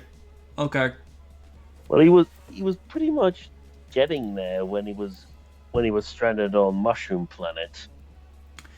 You imagine if, like, during an outtake, he suddenly gets one of his lines wrong, and then someone says, "Oh, riddle me this, oh, riddle me that. How long have you got, Hedgehog?" It's like, okay, leave that in the outtakes.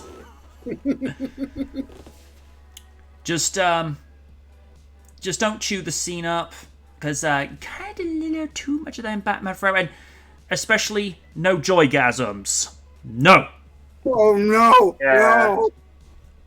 Yeah, one of the things I purposely did with the editing, the moment where he does the joygasm moment, I actually had to crop the frame much further in, because his skin tight outfit wasn't concealing as much as they would like to claim. Oh, jeez. So I saw that indiscretion. I'm like, yeah, I'm going to crop the frame further in, because it's like, no. It's like, I mean, even I saw part 1 of Double Toasted's roast of Batman and Robin. Oh, good lord!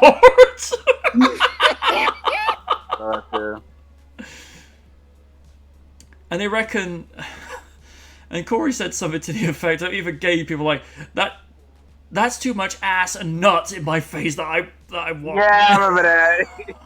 Oh no!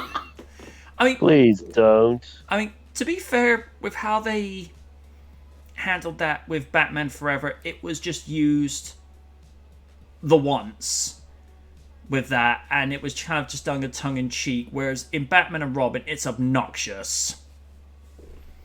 I mean, they kind of did a similar thing with Christopher Reeves as Superman. They purposely made him wear something in his tights that would make things stand out.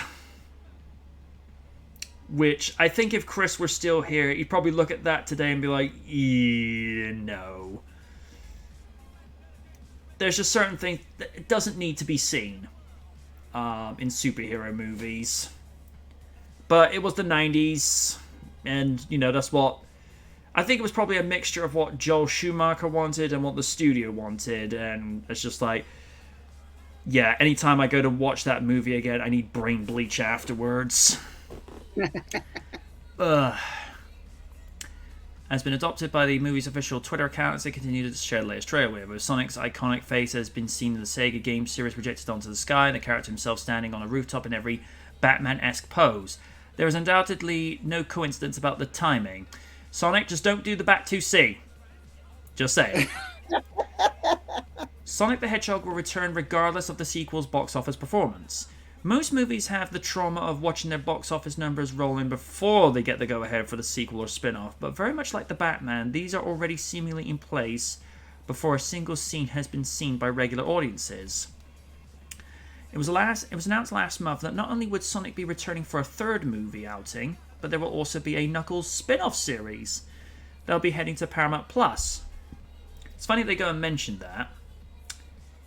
before Batman Begins was even released in theaters, Warner Bros. Was so impressed that they greenlit 2 sequels on the spot. They were that impressed. And Steve will back me up on this as well. Even 6 months before the first episode of Thunderbirds Are Go was put out, ITV ordered a 2nd season. Yep.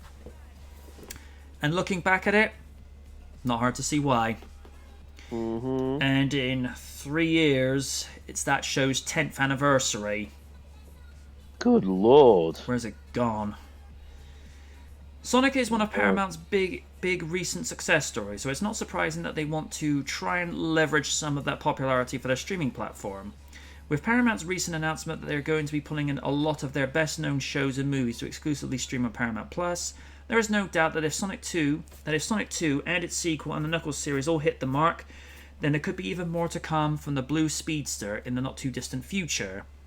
Some are debating, particularly with the reveal logo for the 3rd movie, that it's going to be either Metallics or Shadow. Honestly, if it was up to me, I'll go with Metal Sonic first before Shadow. Yeah.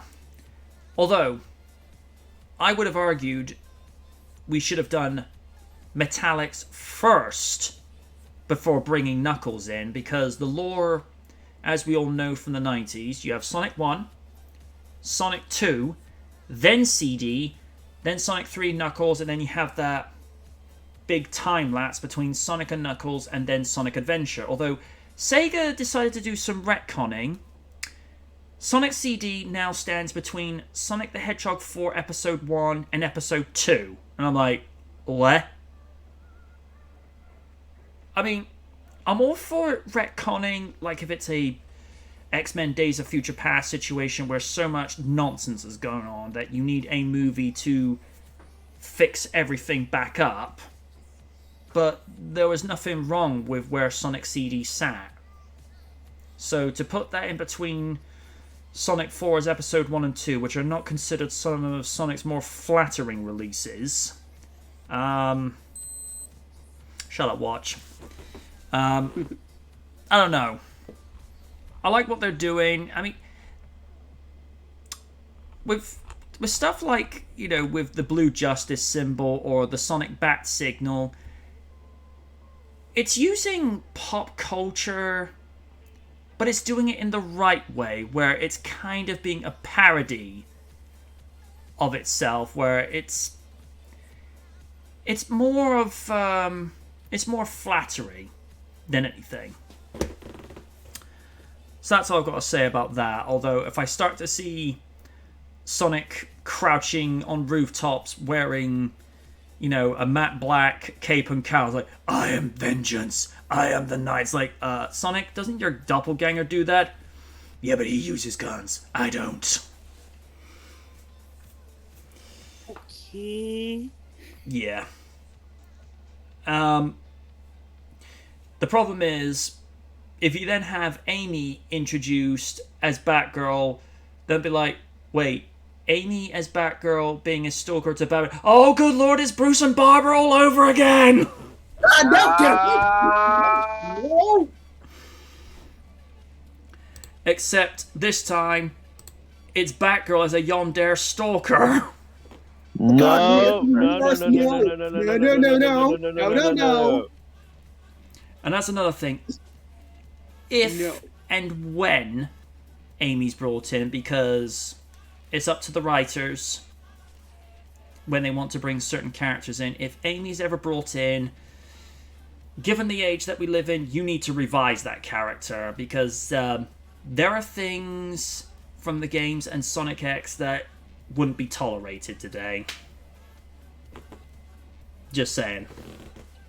Point. If anything, have her like how she is in Sonic Boom, where the aspects are there, but they're toned way down. And she's actually more like a proper character now, rather than, you know, just being a one-note dimensional character. Ooh, Sonic-kun! It's just like, yeah, and you wonder why Sonic would have a restraining order against you in the real world. Steven, your thoughts? Nice little nod there to Batman. Still really looking forward to Sonic. Although, sadly, it's not going to be showing in the place that I work at, so I'm going to be having to go to another cinema to watch it. Okay.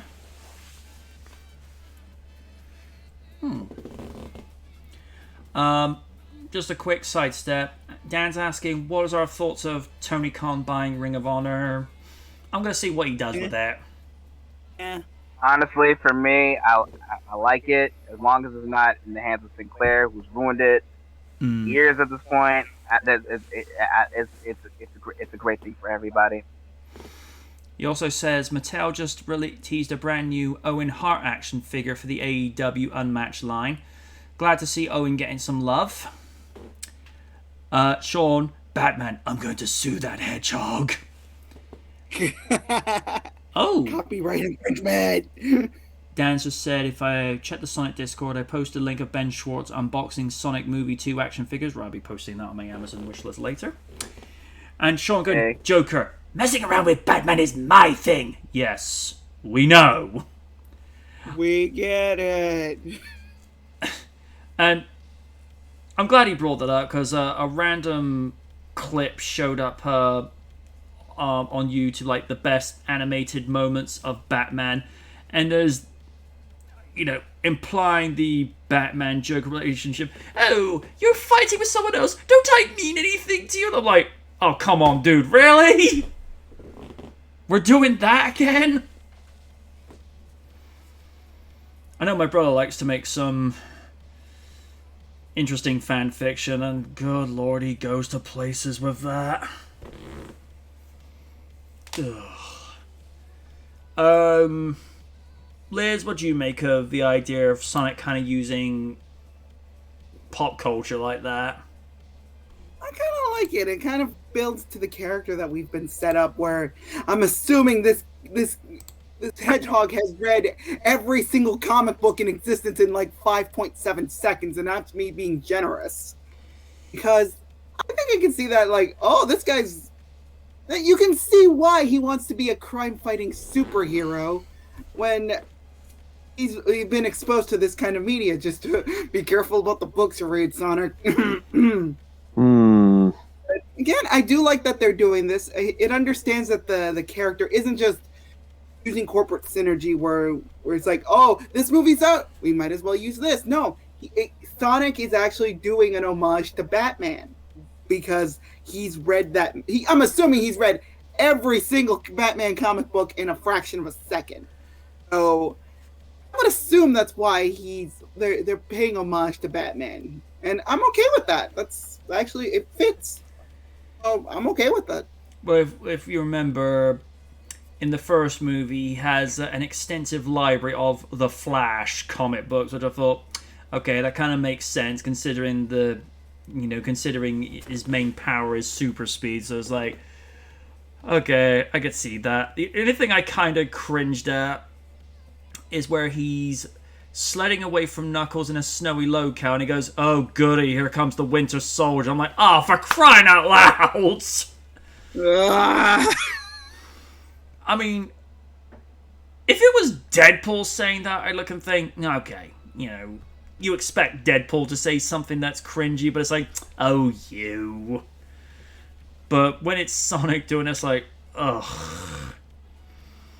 But, might as well be him, because it's Sonic, we can forgive it. Just accept Sonic Underground. Don't talk about that series. Last but not least, Raiden. It's funny. I mean, it definitely fits in with his moniker nowadays. Want to be a superhero, all that. And those type of stories goes like he has a first movie, people are accepting him, and then fame goes to his head, and he needs to be knocked down a peg. It's nothing new, but at least with this version of Sonic, like you actually feel for him because the video game franchise, he's a massive douche. But we still love him for it. But with but this time he's more, like I said, you feel for the guy, especially in the beginning when he was a baby. But now, like after saving the world one time, he gets a little cocky. So stuff like that, pretty cool. So the whole thing is cool. Is pretty fun. Can't wait for the movie next month. So there you go. Okay. And we'll make this the last article with the evenings. We're kind of going over time. Right.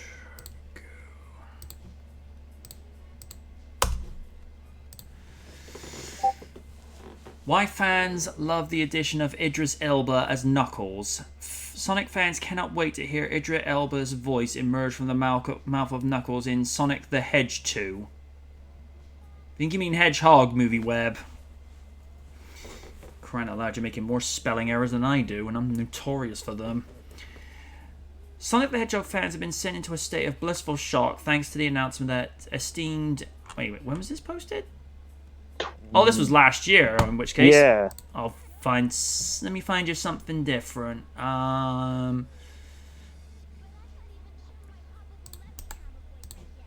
Let's see. Yeah, I was going to say that people have known about the addition of Idris for a while, so we'll end with a little bit of love for the Hulk. Banner will pass the torch to She-Hulk in Disney Plus series. She-Hulk will see Bruce Banner hand the superhero mantle to his cousin, according to star Mark Ruffalo. Endgame star Mark Ruffalo has heaped praise on She-Hulk's lead Tatiana Maslany, while revealing that Bruce Banner will pass the torch to his fellow hulked-out cousin in the Disney Plus series. She-Hulk will introduce audiences in the MCU to Jennifer Walters, a lawyer who specializes in cases involving superheroes and can transform into a large, powerful, green-skinned version of herself, similar to original Avenger Bruce Banner, who happens to be her cousin.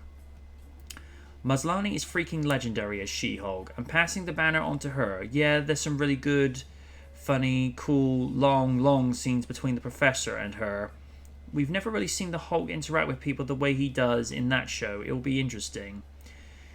With the MCU now 14 years in, many of the original superheroes have begun to fade off into the sunset, or die, as is the case with Tony Stark.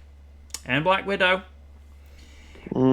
As a result, there have been much torch passing of late, with Steve Rogers, Captain America, handing the mantle to Sam Wilson. In an interview with Access Hollywood, Mark Ruffalo has seemingly revealed that there will be an element of this in She-Hulk. As one Bruce Banner passes the torch on to the other, with Tatiana Maslany's She-Hulk expected to become a Marvel mainstay as the franchise continues on. And just for context, folks, Benson Cut by Future Girlfriend is playing in the background. If you go look for that on YouTube, you're not going to be disappointed. While it sounds like Ruffalo's Bruce Banner will take a step back from the Marvel world, this does not mean this audience won't see him at all. With the character having recently appeared during a post-credits scene at the end of Shang-Chi, and in human form no less, despite the recent emergence of Professor Hulk. So expect to see more of Bruce Banner, but less of Hulk going forward, with She-Hulk taking over the more action-oriented superheroics while Banner acts as an Avengers advisor. She-Hulk will take a comedic approach to the Marvel superhero. Well, she was breaking the fourth wall long before Deadpool. While the MCU is known sometimes infamously for its comedic stylings, She-Hulk will lean into these sensibilities more than ever. The series has been described by Marvel Studios President Feige as a half-hour legal comedy and something that Marvel Studios has never done before. So basically think the Fresh Prince of Bel-Air, but with Marvel. She-Hulk director Kat Corio, meanwhile, has said that while she does not think very much about genre, she has confirmed that the series will be playing with a more comedic world, but it's still part of the Marvel land.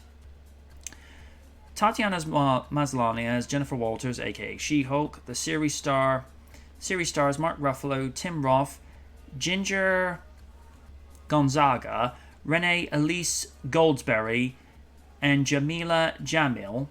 She-Hulk is expected to be released in mid-2022 and will consist of 10 episodes as part of the Phase 4 of the MCU. People say, why aren't there more episodes? Do you know how much CG costs? There you go. She-Hulk is just one example of a whole host of original content set within the Marvel Cinematic Universe and set to debut on Disney+, including Ms. Marvel, Moon Knight, Ironheart, Secret Invasion, The Guardians of the Galaxy Holiday Special, oh dear, Armor Wars, and an untitled series set in Wakanda. It's whenever somebody says Holiday Special, I'm reminded of Life Day. And even in The Big Bang Theory, Howard goes, we don't talk about Life Day. I'm only going to get Disney Plus for She-Hulk because all the stuff that I've got of the MCU I've got on DVD or Blu-ray, so I have no valid reason to get it for that. So I'm only getting it for She-Hulk because I've had a soft spot for She-Hulk since the '96 animated series. I enjoyed heavily Cree Summers' version, but I wasn't against the voice actress who portrayed her before Cree. I thought she was doing just fine, but it was the studio's decision to go with someone different, so there we are. But yeah, what do you make of it, Lids?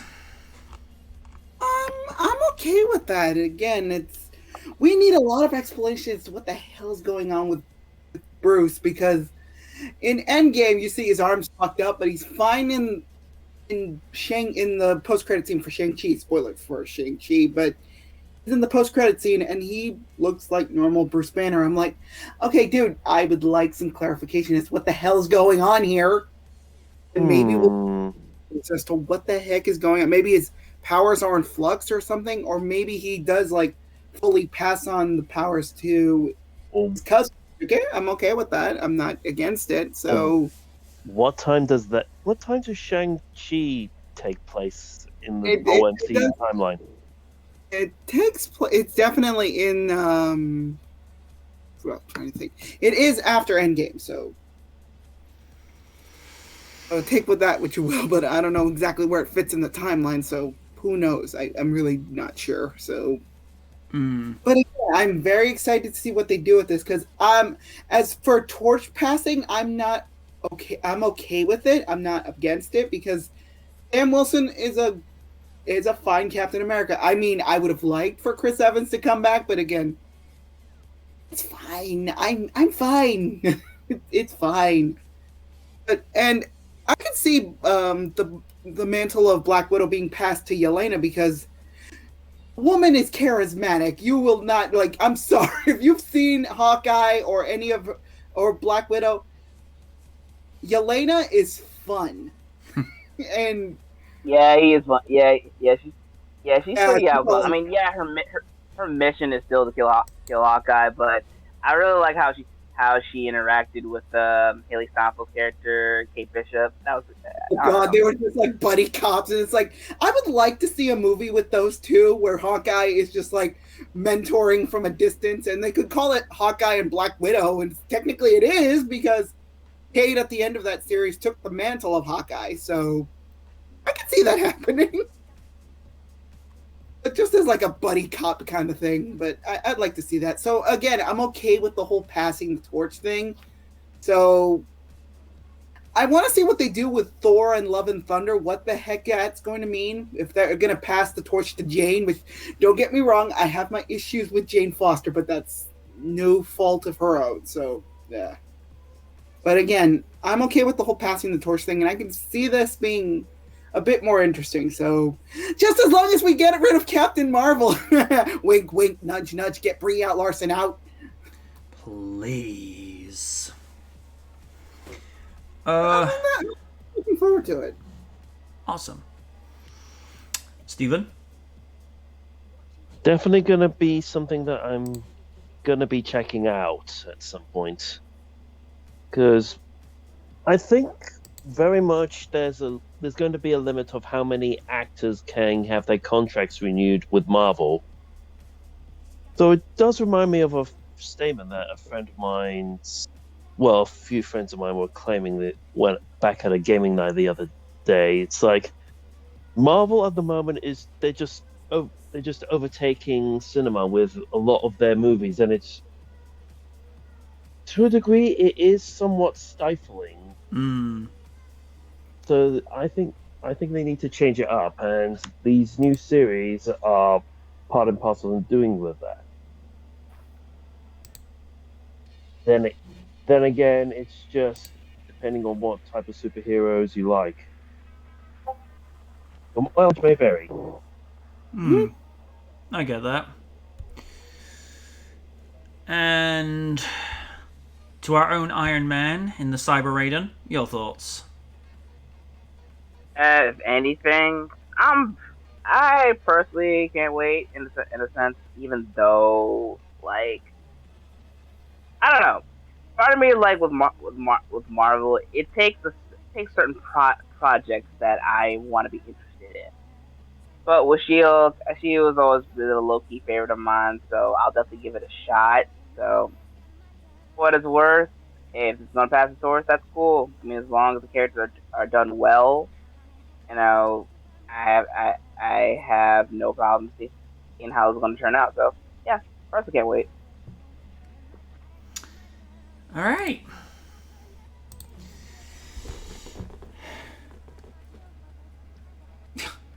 Oh, just a couple more comments coming from Sean and Dan.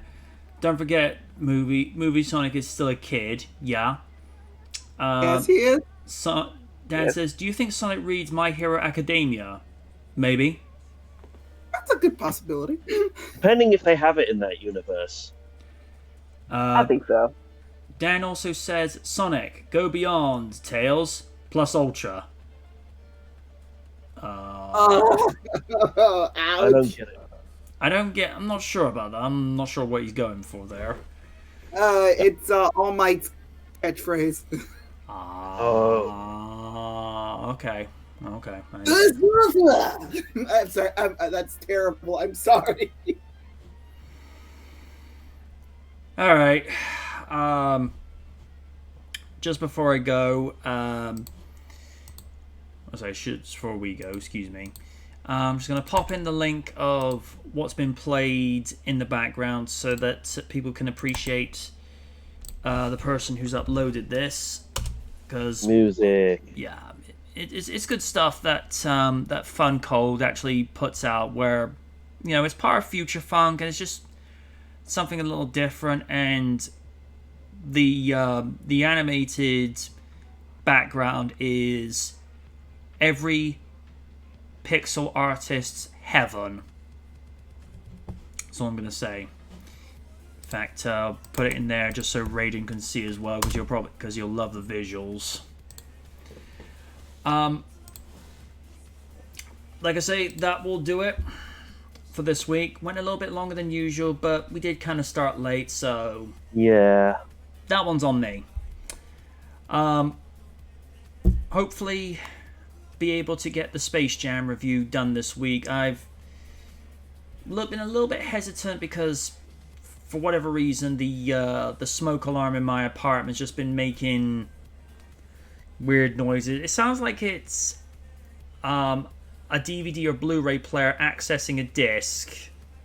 I don't know what that's about. It's something I probably have to talk to my landlord about, but that's not for here to discuss. So been doing a few voice recordings. It doesn't seem to show up, so, and because I tend to have music playing in the background that's royalty free, I don't think it'll be noticed too much, so we should be fine. And then after I get done with that, then it's full speed towards Scary Movie. Oh, good lord.